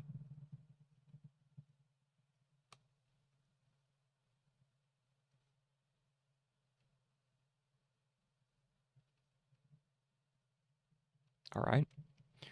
Keep that in mind. Keep that in mind. And that includes, so how would we run into the issue of becoming slaves of our tools? We would become a slave of our tools if we spent too much time on them, right? If you spend too much time on your tools, you are a slave to your tool.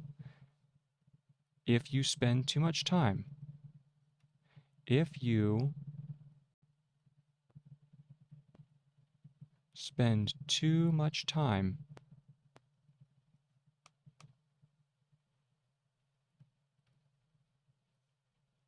on the tool,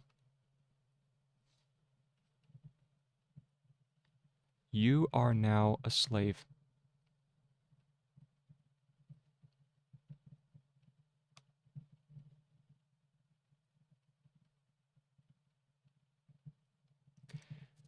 It doesn't matter how much you like it. It doesn't matter if you really enjoy it. You have to admit the fact. If you spend too much time, and that should be double T, right? Double or double O. There we go. If you spend too much time on the tool, you are now a slave, and the tool is now the master. Okay, so tools are to be in service to your work. You don't serve tools, tools serve you.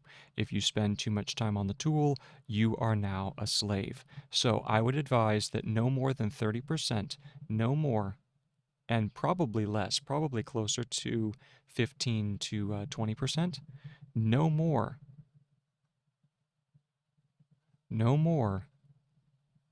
than 30% of total time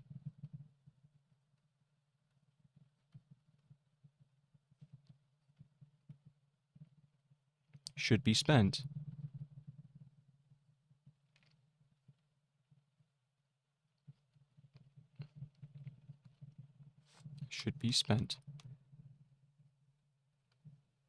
on tooling.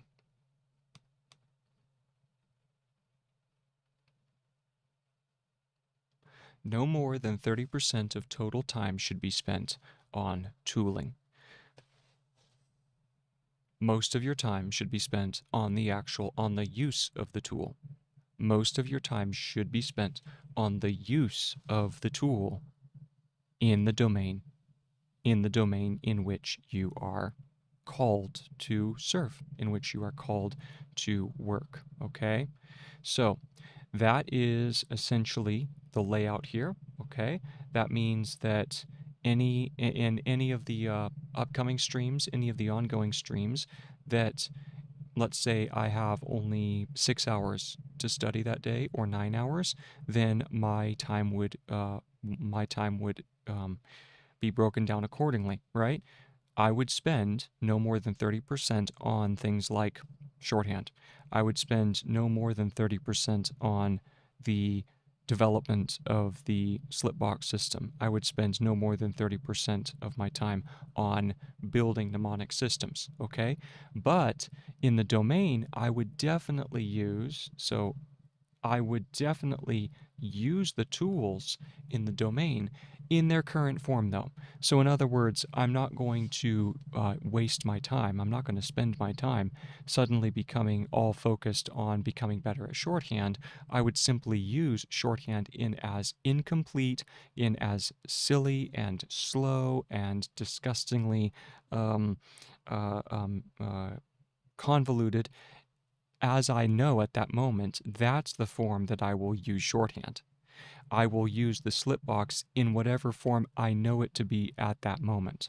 And I will use mnemonic tools in the form in which I know them. Okay? And I will continue to develop them, but always in service of the domain. Always in service of the domain. Okay?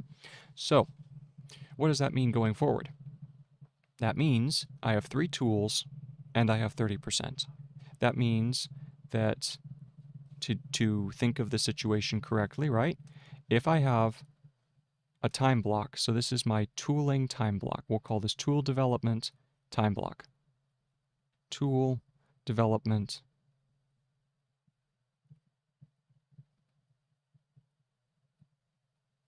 time block, time blocking. Now, I am engaging in something here which I am fully aware that Sonke Arons, for instance, says that it's never good to plan too much. I'm fully aware of that. I know. I'm essentially kind of breaking the law here, but we are planning. We're planning here, okay? But the idea is that you only want to, in a way, I'm setting boundaries. So I'm not really planning, I'm setting boundaries. So tool development time blocking. We have 3 categories. We have 3 items, right? We have the acquire, we have categorize,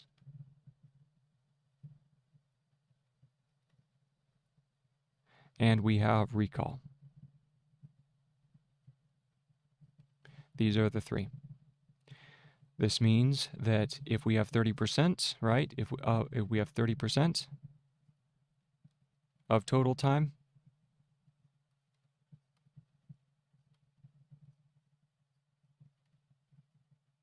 then that means that of this 30%, we would then spend 30% on the acquisition phase, 30% on categorization, and 30% on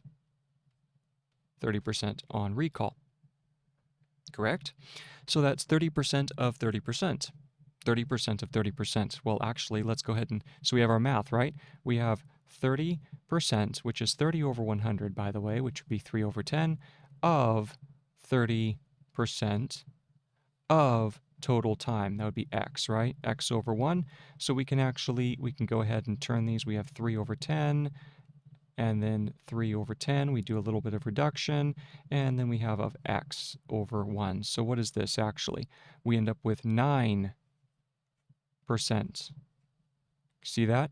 9% of x over 1. This means that for the acquisition phase, for the categorization phase, or the recall, it will be no more than 9% of your total time. Okay? So 9% of total time, 9% of total time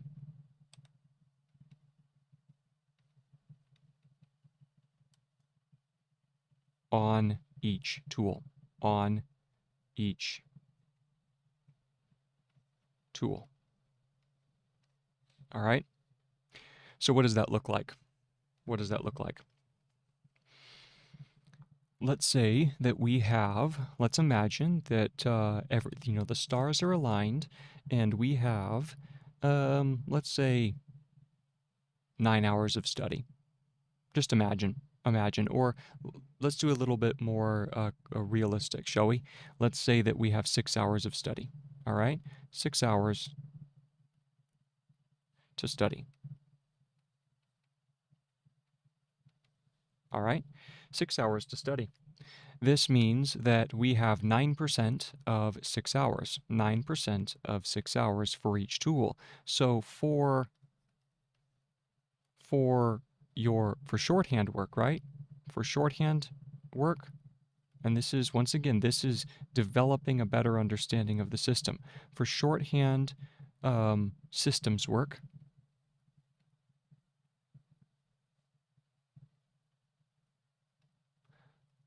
we would have 9%, right? 9 over 100 of 6 hours. All right, let's go ahead and multiply this out to minutes, right? So we have 6 hours over 1 times, and we have 60 minutes in 1 hour. Okay, that's called a ratio.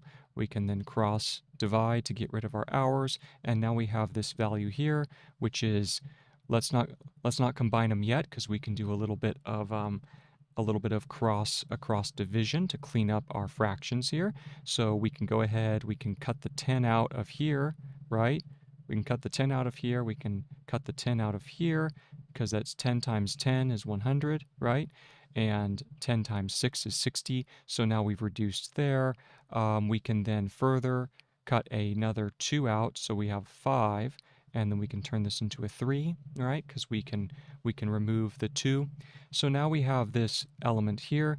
We have a 9, 3, 6, and then we have a 5. So now we end up with 9 times 3 times 6 minutes all over 5.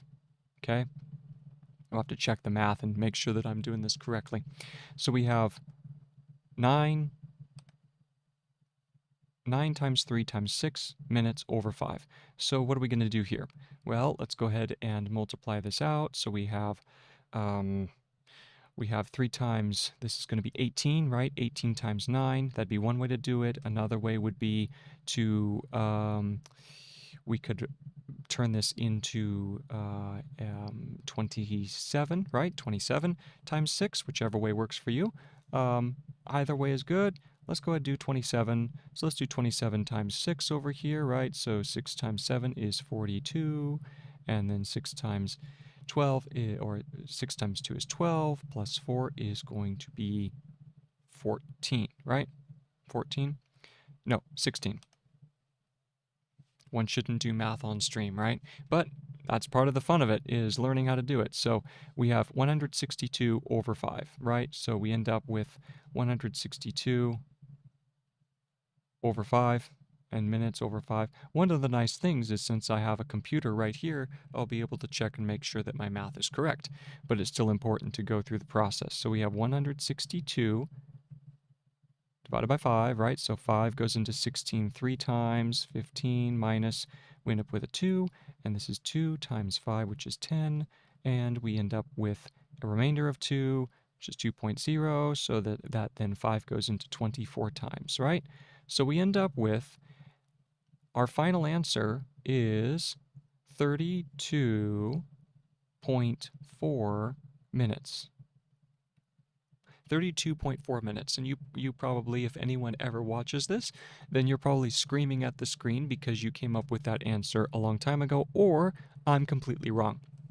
But now, the beauty of the computer is that we are able to check our work. We're able to check our work, right? So we're going to go ahead and pull up a calculator over here. Let's pull up the calculator. All right, and can we, preferences, there we go. Let's do degrees. We have everything set up here, I think, right? Let's see. Done. Good. So let me go ahead and add this. Let me add this to the stream so that you can see that I'm checking my work. Let's go ahead and add it here. I'm going to call it calculator. This is going to be a screen capture, and we're going to add a new one. This is going to be calculator here, share. Good. Okay. So there's our calculator. Make it a little smaller. Okay. So now I go back over and I start typing in. So it was 9% of 6 hours, right? 9% of 6. So that one was 9%, which is, we can use our 9, and then we do percent, and then our of sign, which stands for x of 6, equal 0.54. So that's 0.54 of an hour, right? So that's 0.5. It's half and fourth of an hour. So 0.54, and we want to find out what that is of 60. And there we go. So there's our answer. You see that? So that's how we say 9% of 6. That would be how much, what is 9% of 6 hours? It is 0.54 hours. And then if we have to convert that into minutes, then we say what is 0.54 of 60 minutes, which gives us 32.4 minutes. So we checked with the calculator, and that means, oh, and I minimized it. Well, it's okay. So that means that that is indeed correct. So what that means is that for every stream, if you, like for instance in here, if we only had 6 hours of study, then I would want to spend no more than 32.4 minutes on shorthand. I would want to spend no more than 32.4 minutes on developing a better understanding of my Slipbox system. I would want to spend no more. In fact, we'll show that. So here's our sentence, right? For a 6-hour study session,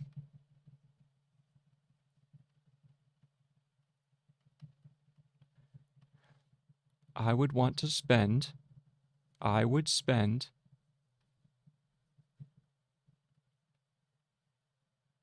no more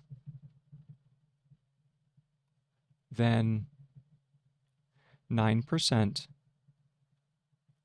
of the total time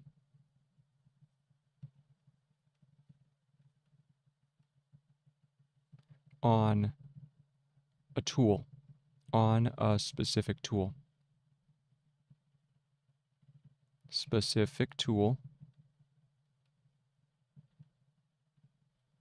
Which means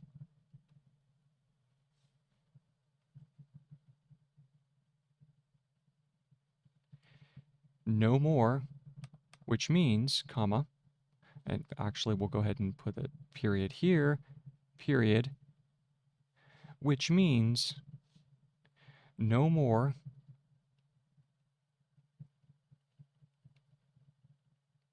than 32.4 minutes on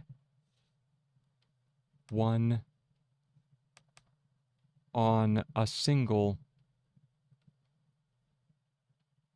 tool. Okay? No more than 32.4 minutes on a single tool.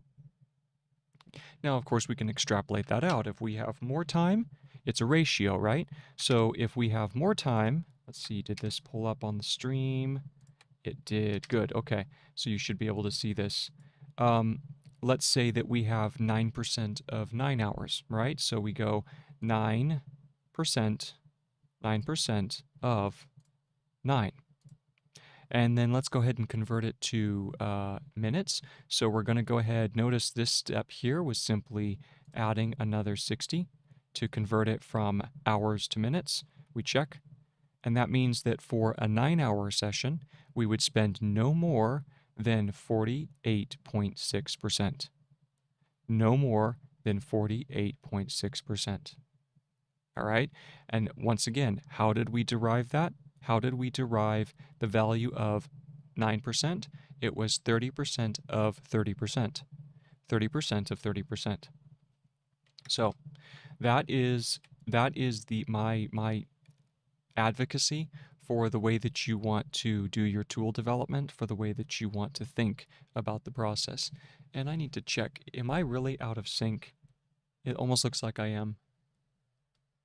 The way that you want to think about the process.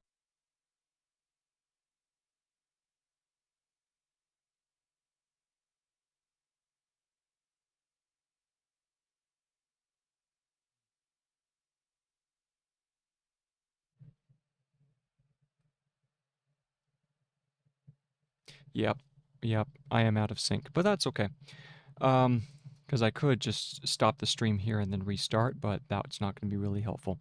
So what that means, the big takeaway for us is that make sure that your tooling takes no more than 30% of your total time, and make sure that no one tool gets more than 30% of your total time. Okay? Now, some of the tools you'll just become really good at, and that's fine, okay? But you can use that time as an opportunity to then develop the curriculum or develop the ideas to explain it to other people, okay? So what that means is that um, let's say that let's say I become an absolute master of shorthand. What a wonderful thought. I become an absolute master in any one of these tools. Well, then the tool development time becomes a time of making it easy for other people to understand, right? It makes it easy for other people to comprehend. But once again, according to this rule, I don't want to spend more than 9% of my total time on making it easy for other people, right? That's the idea. No more, no more than 30%. So do not spend more than 30%. Here's the rule. Do not spend more than 30%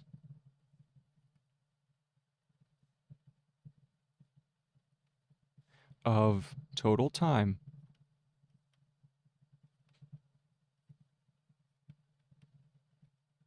on tool development.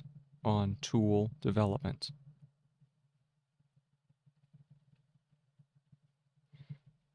And you have to watch yourself, especially a boy like me. I tell you, I have disobeyed this rule more times than I would care to mention, because when you're caught up in the moment and you are interested in the system and you want to engage with the material, then you end up spending way too much time, and you actually don't work with the domain specific information, okay? So that's our rule. Do not spend more than 30% of total time on tool development, okay? So if you have 6 hours of study, then don't spend more than 32 minutes, 32, 33 minutes on any one of the tools. That means any sort of research on shorthand, any sort of like gaining proficiency, gaining speed, anything that is helping you with the tool, spends no more than 33 minutes on it. Okay, you can round up. You don't have to do 32.4. You could even round down if you wanted. No more than 32 minutes. Okay, no more than 32 minutes on shorthand. No more than 32 minutes on mnemonics. No more than 32 minutes on your on on the Slipbox.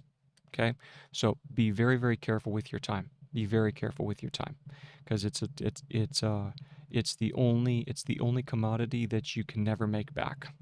You can always make back money. You can always make back even relationships. You can help repair those, but you cannot repair time. Once time has been spent, it is gone. All right. So with that in mind, let's go ahead and we've already gone over all of the different concepts as far as the categories, the time blocking. We said the 30% already. We've talked about the investment, and then 60% is on domain focus. And what else? If we go back through, we talked about tool usage. Oh yeah, for the ongoing streams. So we have the tool development and then tool usage. So both will be on stream, but they will be given their proper due. We gave the case for why memorization was important. We talked about the different types of memory, especially the types of memory that I will be focusing on. We spoke about why, or the caution for the use, or cautioning for make sure that that you are using the correct tool in the correct location. And that was it. So we started out speaking of, we started out speaking of our framework, and that's pretty much it. So I still have 49 minutes though, so I've got to finish my own time, so I've got the clock to fill here. So what am I going to do? What am I going to do here? Well, in the time that I have left, I'll follow my own advice. Okay, so it is currently 3:30 for me. All right, I'm going to be I am trying to do a hard limit of 9 o'clock is when I'm done studying, because then I want to go to bed, get up early, all that sort of thing. So that means that if I project my time out, I'm going to end up with about 4 more hours of study, probably. 4 more hours of study. So for me, what I have to do is I have to then calculate my own. I have to calculate my own response to the information. Okay? So what does that mean? That means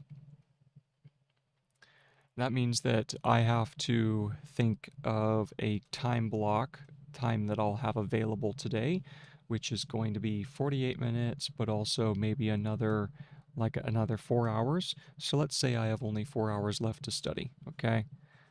4 hours left. 4 hours of study. Okay? And I've already spent 3 hours, right? I already have 3, so total plus the 3 hours that has already been spent. 3 hours of study. So that's a total, obviously, of 7 hours. So of this group, of the 7 hours, okay, we have to say 9% of 7, right? 9% of 7. 9% of 7 in order to then figure out how much time how much time I would be able to have to spend on developing an understanding of each of the tools. Well, I take 9% of 7, and so let's go ahead and lay this out. We have 9%, or 9 over 100, times 7 over 1 times 60, right, to change it into minutes. As before, we cut this out over here, so we end up with 60 over, and then 10 right here, so, or even smaller, right? We can actually cut this out. We can cut a 2 and a 10 out. So we drop this to 3, and we drop this to 5. So you see we're actually ending up with the same structure. We have 9 over 5, or 9 times 7 times 3 all over 5, okay? And we go ahead and do this. If we do our we could do it mental math, or we can just lay it out. And seeing as how I am engaged in mathematics, it's probably good for me to go through the process of showing how these math problems go, because it's really useful. So we have 21 or times 9, and of course this is 9. 2 times 9 is 18, and that's 189. So that's 189, and then over, we can actually then show that step. So we drop down one level. We have 189 over 5. So then over here off to the side, we then do 189 over, and then 5, right? 5 goes into 18 3 times. 3 times 5, right? 3 times 5 is 15, minus, we have 39. 7 goes into 5 goes into 39 7 times. 7 times 5 is 35, right? And so we go 35 here, and we have a remainder of 4, and that's 4.0, okay? And 5 goes into 40 8 times. 5 times 8 is 40. So our final answer of how much time are we allowed to spend on any one of these subjects if we had 7 hours to study is going to be 37.8 minutes.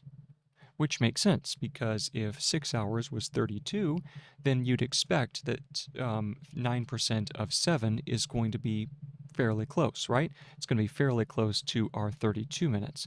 So in 7 hours, I am only allowed to spend 37 minutes, 37.8 minutes on any one of the subjects. So as you see, I have exhausted, well exhausted, my study time on mnemonics, right? But that was before we developed the tool. So in a way, we're going to grandfather it in, right? So we have 37.8 minutes is spent on any one of the tools, and we have overspent that by a long shot, right?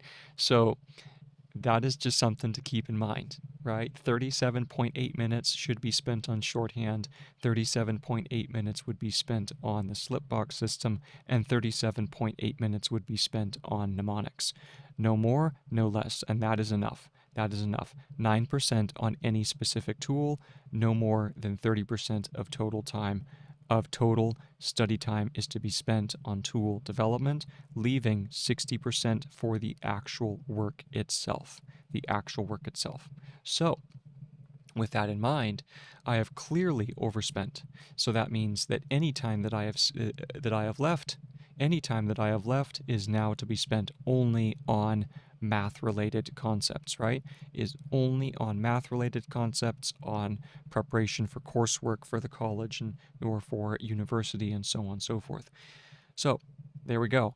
So what that means for me is that, in essence, I should put my pen down because I'm done, and I need to open up my other document that would then, where we move on back on over to mathematics. So I need to go back over to personal, and I need to open up my mathematics, which is here. Where was it? Documents, and we have academic tooling, mathematics. Okay, so here we go. This is our other note, which is opening up here. And this one, so this is what we were working on yesterday or day before, and you guys of course can't see that because it's not being displayed. So let me go ahead and close down the video cap. Let's see. I can get rid of that. And let me go ahead and get rid of the screen capture. Yeah. Okay. So what I'm going to do is I'm going to see if I can reset the connection of the voice to the audio. So for that, I'm going to go ahead and remove myself from the equation, and I'm going to go ahead and do a reset on the camera. You can't see it obviously, but what this is hopefully going to do is it seems to have reset the connection. At least it's a little better. So I'm going to go through and I have to reset my saturation, and my brightness has to be dropped down slightly, and my gain has to go up, my aperture, my exposure rate has to go down to about there, and my gain has to go up a little bit to about that level, and then that's good. So are we set? I think we're set. Okay, so now I'm going to go ahead and show my camera again. Oh, and there we go. So hopefully that solves the issue. It will come back up. Hello, now you see me, now you don't. So there we go. Yep, and let me go ahead and see how much it's out of sync.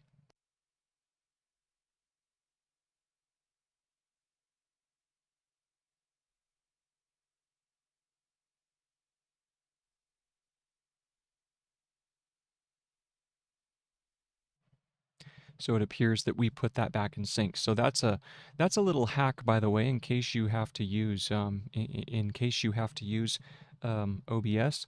That sometimes if you have problems with connectivity, you'll get your camera out of sync or you'll get your audio out of sync, and there's a way around that, and that is to simply refresh.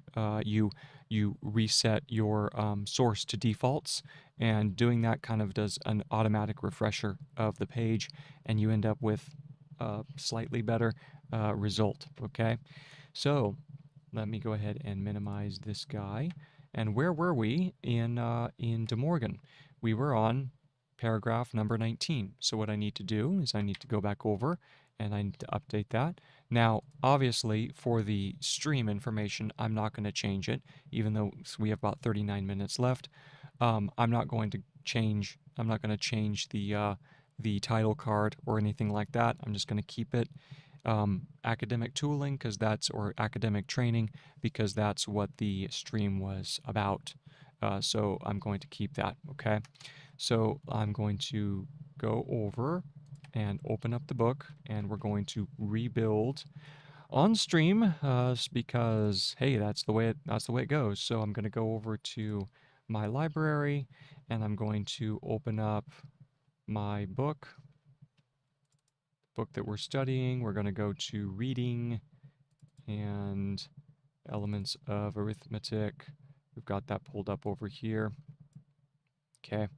And we have our note pulled up over here, and we reset the value so it's centered. And now I have to go back into OBS and change the view so that we're looking at mathematics. And also I need to reset this here, change the sizing of the screen there, and then drop this whole unit down to the corner where I belong. There we go. Okay, so I'm there. We've got the book available to us, or I should say we have our note open, and now I need to go ahead and update my value for the PDF. And for that, we're going to go to Elements of Arithmetic, Share, and there we go. So now we're back. Now we're back with good old De Morgan, good old Augustus De Morgan. Brilliant, man. Brilliant, really. And now we go through the process. So essentially what I'm going to do is during the course of the stream is I'm going to show you, or I'm going to try and highlight the particular tool, the particular academic tool that I'm using while I'm actually using it. So in this instance, the first exposure that I have, and is that, yeah, I guess it's connected well enough. The first exposure that I have to, oh, there we go. The first exposure that I have to the information would be a place where we would be using fleeting notes, right? We would be using fleeting notes. And so what these are the fleeting notes. So in a way, I'm dealing with acquisition, right? Now, here's the interesting thing. I said earlier that I have to use the tool that is available to me at that moment, okay? And also I need to go ahead and minimize the stream, or the stream information, because that is not useful to me at the moment. So we'll minimize that. Go ahead and remove from the page. Yes, good. So back over here, I said that in order to be most accurate, in order to be using the tools correctly, I need to be using them in their current form. I can't be looking for the best form, right? So here's what that means for me. That means for me, because these streams are, in a way, they are for me as much as for you, I have to use the tool of acquisition that I have available to me, and that is shorthand. So all of these notes before, I was not using the correct acquisition tool, right? Because what I'm doing is I'm demonstrating how you should be reading a text. And how you should be reading a text is that you are reading it and you are trying to develop the fleeting notes in relation to the information. And we said the fleeting notes is your initial response to the information. Okay? So with that being said, that means that I need to start transitioning. I need to transition over to using shorthand. Okay? Now that's going to be a little tricky because, and that's why you build your tools, but as of right now, I can't build the tools. So what do I have to do? I have to switch back and forth between mirrored writing and regular writing. That's what that means for me. Okay? So obviously the number is shown here, right? So this is 2 over on this side, but now I have to start writing out the actual sentence over here in the mirrored fashion. So The point from number 2 was higher numbers have no signs for themselves, but are signified by placing the signs already mentioned by the side of each other and agreeing that the first figure on the right hand shall keep the value which it has when it stands alone, that the second on the right hand shall mean 10 times as many as it does when it stands alone, that the third figure shall mean 100 times as many as it does when it stands alone, the fourth 1,000 times as many, and so on. Okay, so what is the takeaway from that particular sentence? The particular sentence is that the higher the quantity of the number, higher quantity numbers, if you were going to put this in another sentence, you would say higher quantity or higher value numbers are indicated by use of linkers, where one particular symbol is that the symbols are laid out in a row, and each symbol to the left of the symbol that came before signifies the value times the power, the value times the base value that we are counting by. Okay, I know that's kind of wordy, but that's the idea of the fleeting note, is you have to put it in your own words, right? So, I mean, obviously, I know how to count numbers, so I don't need to know exactly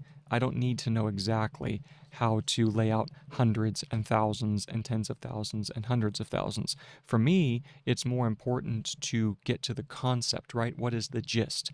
And the gist of what he's saying is that in order to show higher value numbers, you use your fixed set of values. You don't use specialized symbols to show higher quantities. You simply show a repeating pattern of the fixed number of symbols that you have, where each symbol to the left of the one that was previous is the symbol that is shown times the base number of symbols.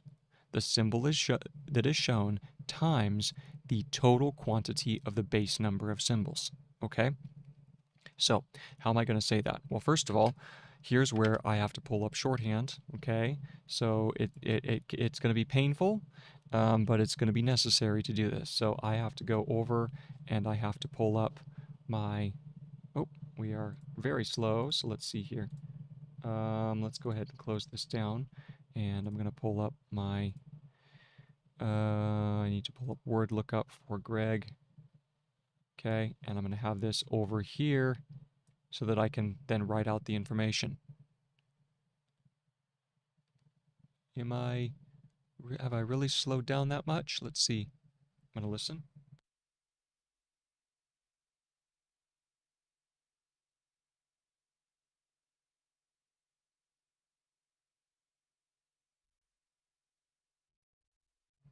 Okay, it looks okay. We haven't gone out of sync. So, what's the takeaway? The takeaway is I have to form the sentence in my own words, and then I have to write it down in shorthand. Okay? So, what is the sentence? The sentence is higher value numbers, or higher quantity numbers. Let's do it that way. So I have to, like I said, I'm going to be swapping back and forth. So here's where the shorthand comes in, and I apologize up front, but this is a demonstration of the process. So higher value numbers. So I have to do higher value. This is going to be higher. Let's see if that's higher. So I go over to Greg, and now I have to add that as a source so you guys can see that. Let me go ahead and add it here. Let's do Greg. Who's Greg? There it is. Add one existing. And I need to update that value so that you can see it. Application, we're doing Greg shorthand lookup.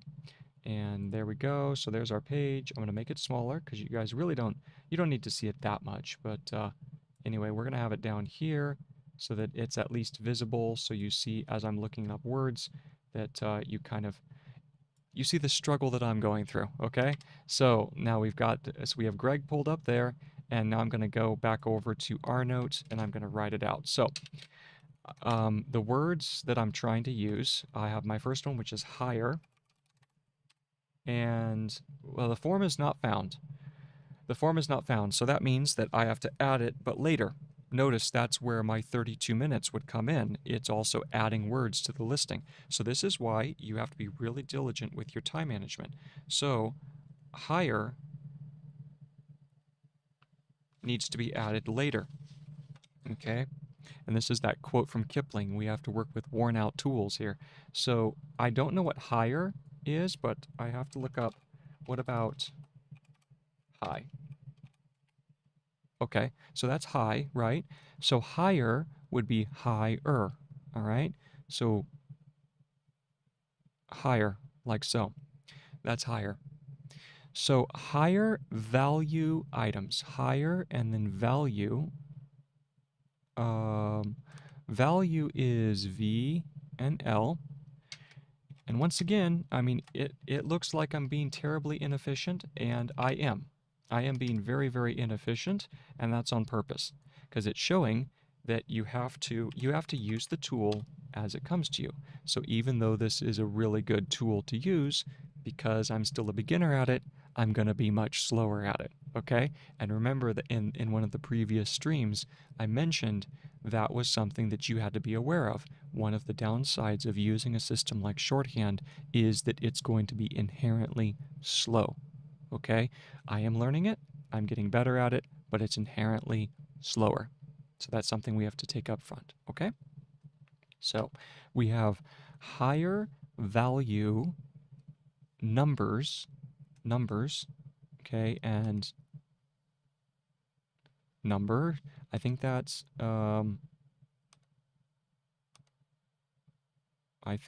numbers right there. Let's use the smaller pen. Let's look up numbers.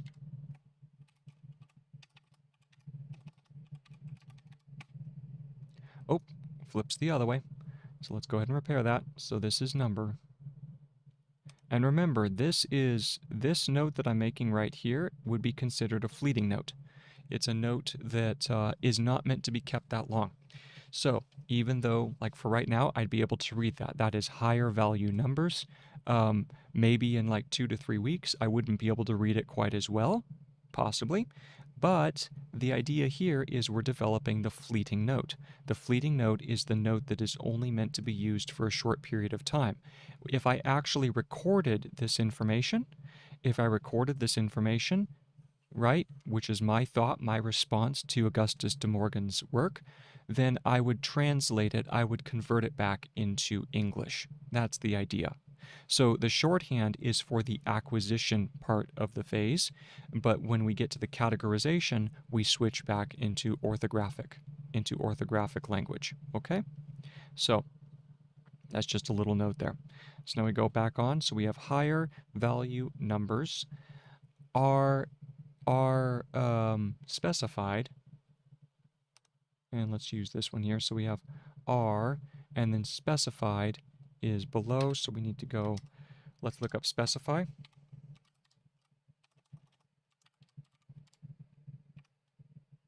Okay, so there's specify.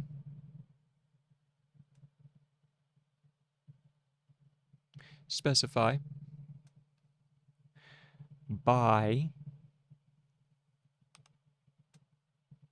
and we can make specify just a little bit smaller. So higher value numbers are specified by the, let's see here, by one of the, by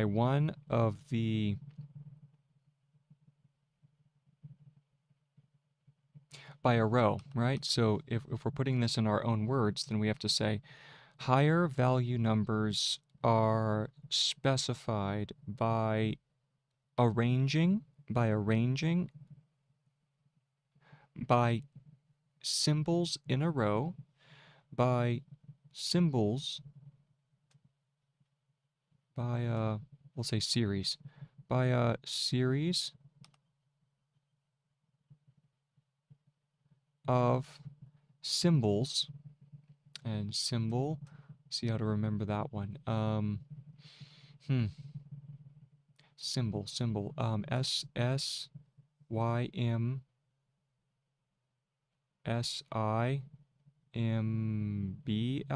maybe? By a series of symbols.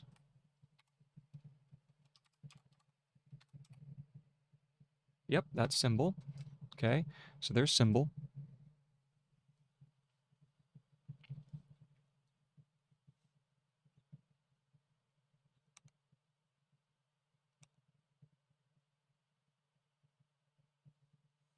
By a series of symbols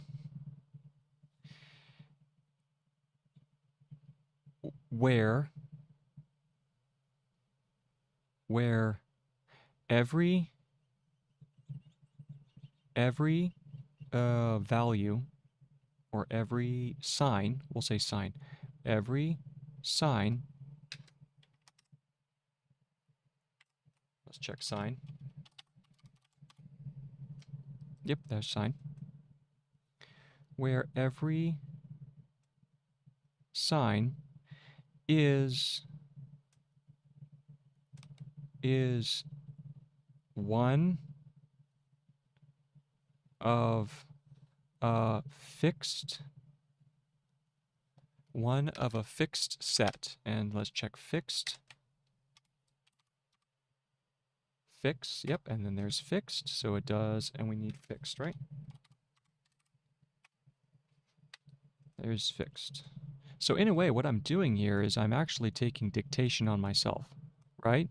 Because I'm speaking and then I'm dictating, I'm writing down the things that are coming to mind. So one of a fixed, so here we go, let's go ahead and get our little marker here. So where every sign is one of a fixed set, of characters, and character is karak, right? I think it's just this. One of a set of fixed characters. Yep. One a set of fixed characters, a fixed set of characters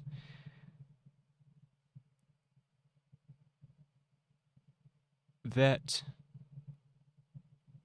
increases, here we go, that increases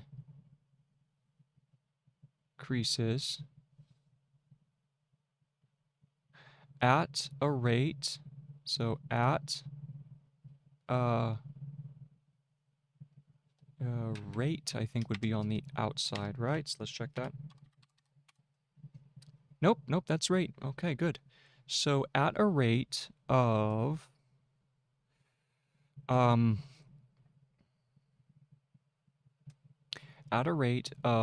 the base value, at a rate of, oh, I know what, at a rate of the written value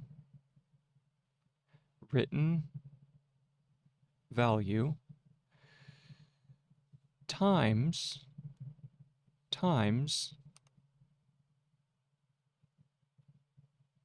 the written value times a factor times a factor, I think that's factor. Let's go check it.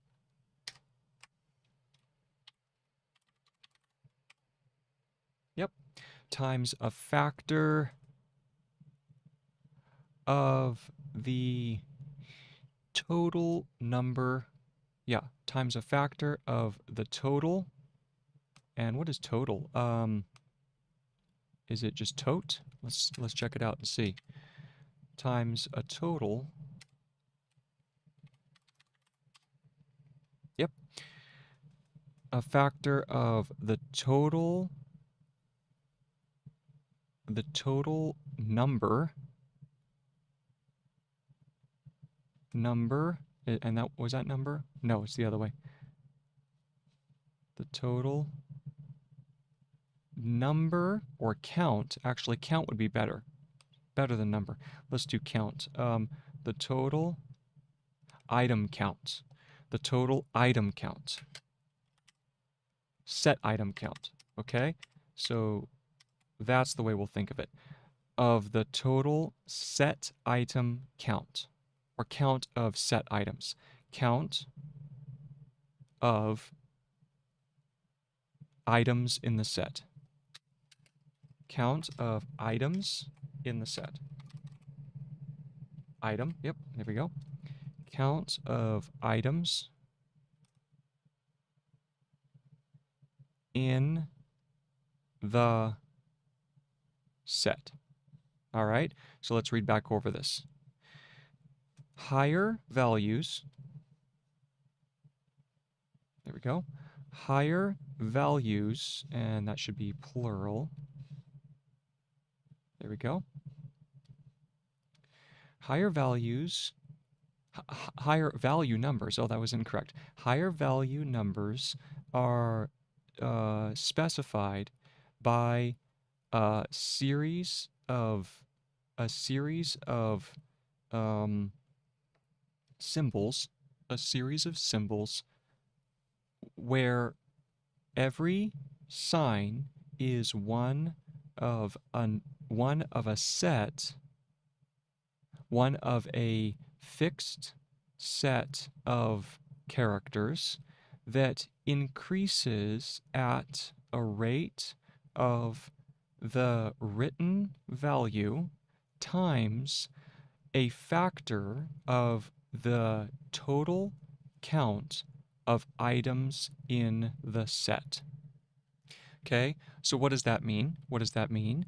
It means that that you take your total number, in this case 10, right?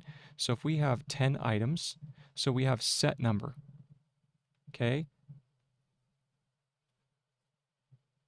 Set number. Our values are 10, right? We have 0, 1, 2, 3, 4, 5, 6, 7, 8, and 9. How many characters total do we have? How many symbols do we have? We have 10 symbols, right? There are 10 symbols total. Now let's actually write it out. So there are 10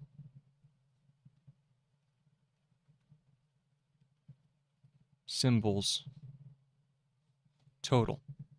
Okay, that would be the total count, right? So if we go back here and we look at this, it would be times a factor of the total count of items in the set.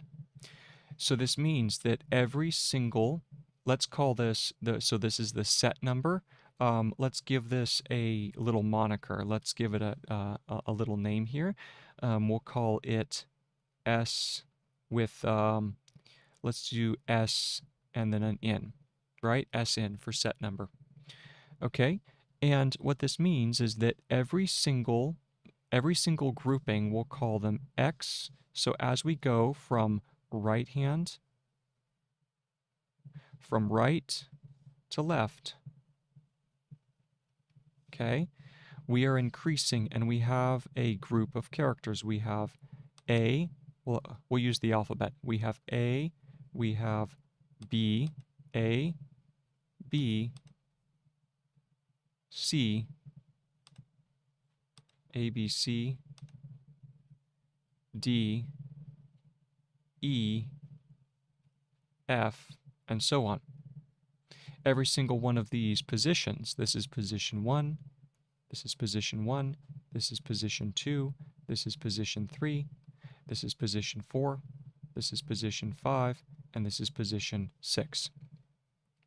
Every single one of these positions, which is spoken of here, if we say specified by a series of symbols where, let's go ahead and grab this here, where, so hold on, where is that? There we go, and here, where every sign is one of a fixed set of characters that increases. It's a series, right? A series or a pattern would be another way to look at it. A series or pattern where every sign is one of a fixed set of characters that increases. Let me check increases to make sure that that is the word there. Yep, that's increase, and increases would then be the, it would curve back in on itself. So we have make it smaller here, increases, okay? Increases, and then we have this here, at a rate of the written value. Written value, once again, is one of these. It would be one of these values here, right? One of these values, it's at a rate of the written value times, or multiplied by, times a factor of the total count of items in the set. A factor of the total items in the set. So what does this mean? There are 10 items in the set. There are 10 items in the set, which means that our factor is 10. It would be a factor of 10. Okay? So every single one of these increases by a factor. Now obviously, so here's something interesting. It starts, every single one of these is the factor. So we would say A has a factor of 1. And so that means, or times 10. Okay? Times 10. Or it's actually, no, what's the word there? It's actually times 1. All right? B has a factor of, no, actually, I take that back. A has a factor of 0. A has a factor of 0, which is interesting. That means it's times 1. We'll get into that later with powers and all that sort of stuff. But suffice it to say that factors, your first one has a factor of 0, which means you're simply times 1. Your second one has a factor of 1, okay, which means it's times 10. C has a factor of 2. D has a factor of 3. E has a factor of 4. And F has a factor of 5. F has a factor of 5. Okay, so 0, 1, 2, 3, 4, 5. Okay, so that means A has a factor in number. If this is a number, this here is a number, right? A has a factor of 0, which means that it's simply times 1. B has a factor of 1. This means that it is times 10. C has a factor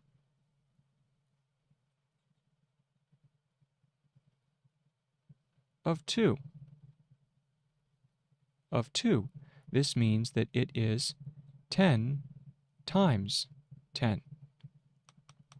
Right? So it's times 10 times 10. You're simply adding values. D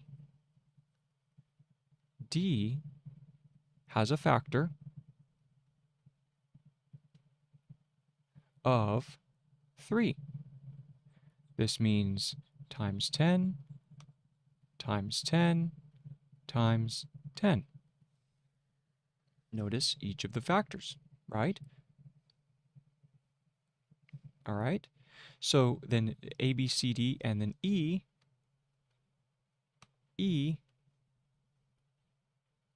has a factor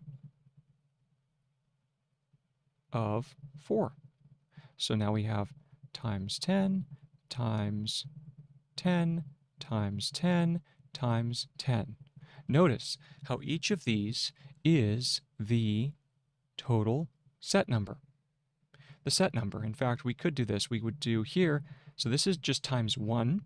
If your very first value is not multiplied by the set value, is not multiplied by the set number or set count, okay? So, but each of these is. So if we have set number, this is S and then N, right, for set number.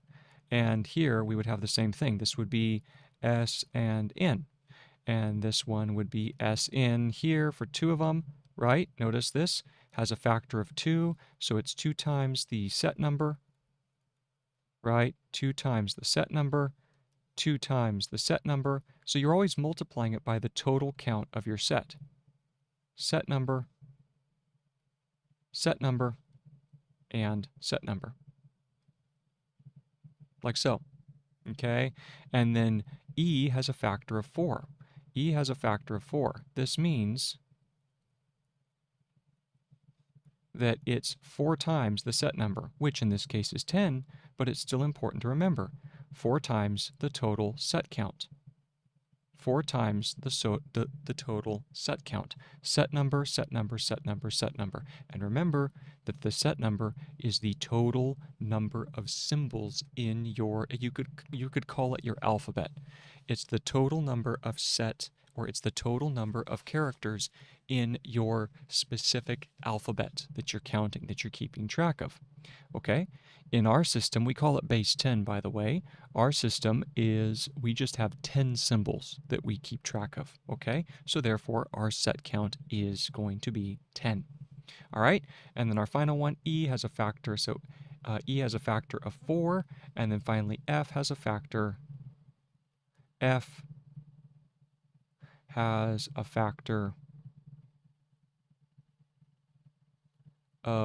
5. F has a factor of 5, and that one would be times the set number, times the set number, times the set number, times the set number, 1, 2, 3, 4, and then one more, right? Times the set number. Boom. All right, so there's how you see how this layout here fulfills or helps us understand what is written here in the shorthand. So the shorthand, remember, the shorthand is telling me what my fleeting note would be, which is what I would then use. I would add it to my Slipbox, okay? So we say higher value numbers are specified by a series of symbols, where every sign is one of a fixed set of characters that increases at a rate of the written value, in other words, the written character, times a factor of the total count of items in the set. All right, so this would be our fleeting note. In fact, we'll name this. This is fleeting note. Okay, so what's written here in shorthand would be an example of the fleeting note, which would then be written as a permanent note or as a literature note or a permanent note later. Okay, so this one is the fleeting note. All right. There we go. So that's the takeaway from number 2. Now, what about number 3? So we're going to go ahead and give ourselves a little bit more room here in number 3.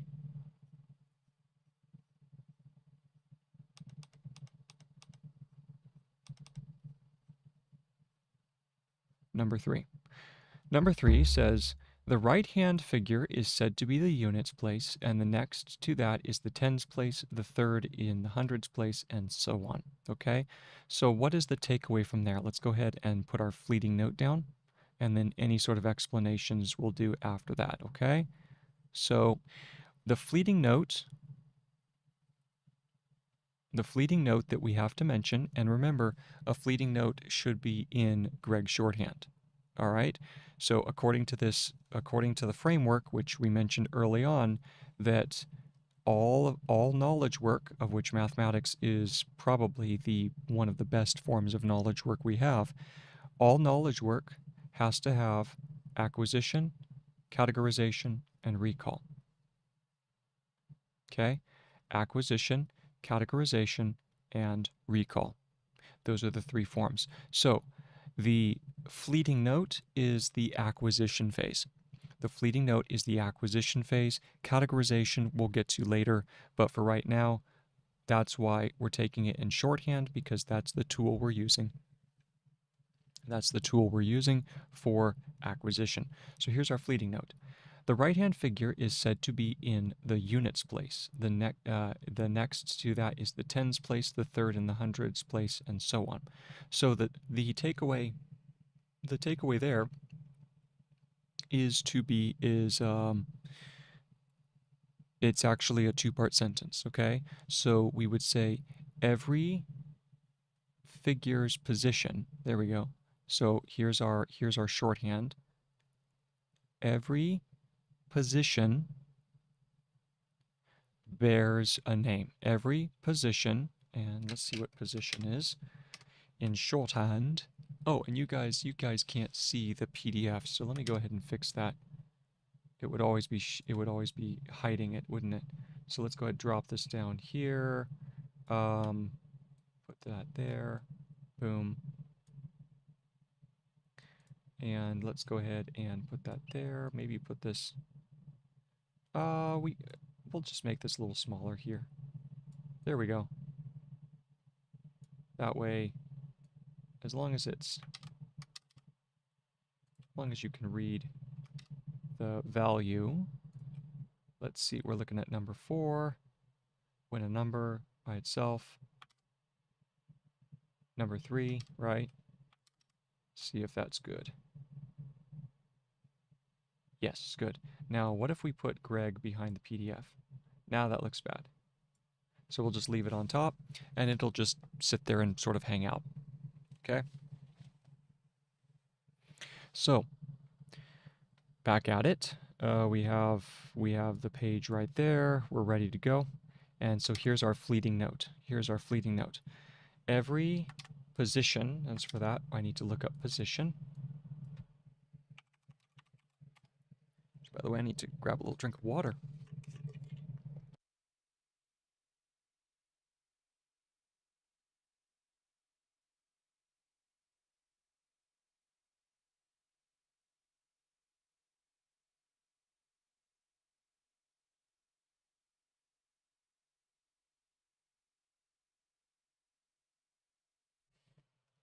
So every position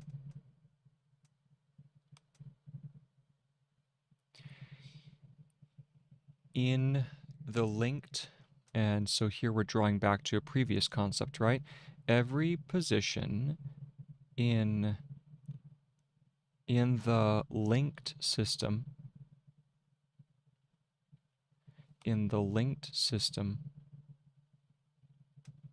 that's link, and then let's look up linked. Yeah, so that's link, and then we'll just add the K to that one. So there we go. In the linked system of numeration now we check numeration. So see if we have a numeration.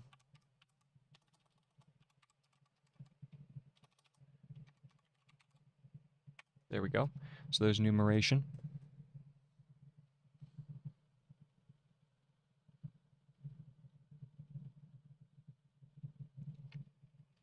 You know what? Let's actually, what if we put this up here? What if we put that there and then this is down here? How does that look? Can you guys see that? I resized. Yeah, that will work. So let's go ahead and create this full size again. Put this here so you can see the symbol, and then we'll just make this a little bit bigger there. So there's numeration, and then we'll just show as much of the base as we need. Yes, I know my timer's going off. Okay. All right, and we'll change this value back to dark mode. There we go. Nice. And then we'll also get rid of the... We don't need to show the top portion. Don't need to show the top portion, so we'll go over here to OBS and minimize the screen there. There we go. All right. So I'm done for right now, but I do need to finish the idea before I leave. So let's go ahead and just keep on plugging away until the idea has been captured. So this is numeration. So that's the word numeration. So every position in the linked should be system. In the linked system of numeration. And here's numeration. Whoop, here we go. Let's try this again. Almost. Have to get used to the rnote method. There we go. In the system of numeration, in the linked system of numeration, is given a name. Is given a name. Given a name, period. The first position, so the first position is bears the name, bears the name of the units place, and that's in quotation there, of the units place. And let's go ahead and look up of the, or no, unit. Okay, so there's unit, and let's make this just a little bit bigger and push it up there. Hopefully you can see that. We'll see. So that's unit.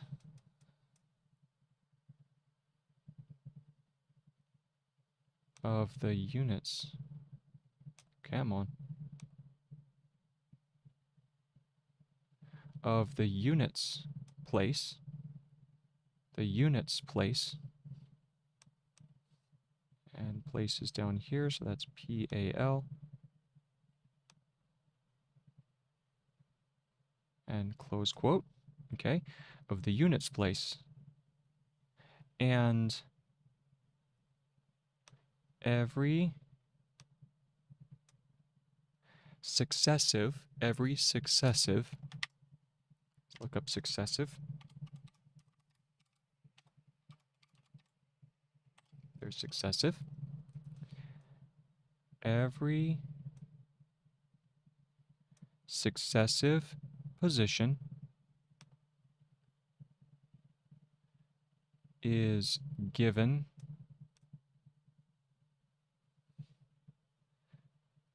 the name of the associated factor. Of the associated factor.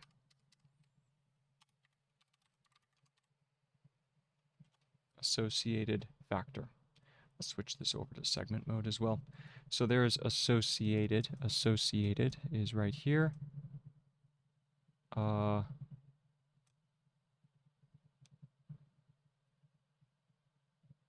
on. Associated, and then we just go up with it. So we have associated factor. All right. So that right there is that's the idea. That's the takeaway. Every position, let's go ahead and reread it because that's part of Greg principle. Every position in the linked system of numeration is given, let's make the comma a little smaller. There we go. And go back over here to the laser, is given a name. The position bears the name of the first position is what I should have. The first position. Let's go ahead and write that here. So we have the first position, okay, the first position, bears the name of the units place. And every successive position is given the name of the associated factor. All right, so that's all I'm going to do for right now. I'll be back in about 40 minutes to an hour. And so until that time, you guys take care. And this was a good stream. We covered a lot of material. We started out first with making a case for why it's necessary to acquire information, why it's necessary to categorize it, and we finished out with the recall and some of the recall steps that we would take. And now, once we went through all that process, now the rest of the stream was spent on actually attempting to use these tools. So, with that being said, thank you so much for watching, and I will be back shortly with more information right after this. Stay tuned. So, take care. Hope you're having a wonderful day. Bye-bye.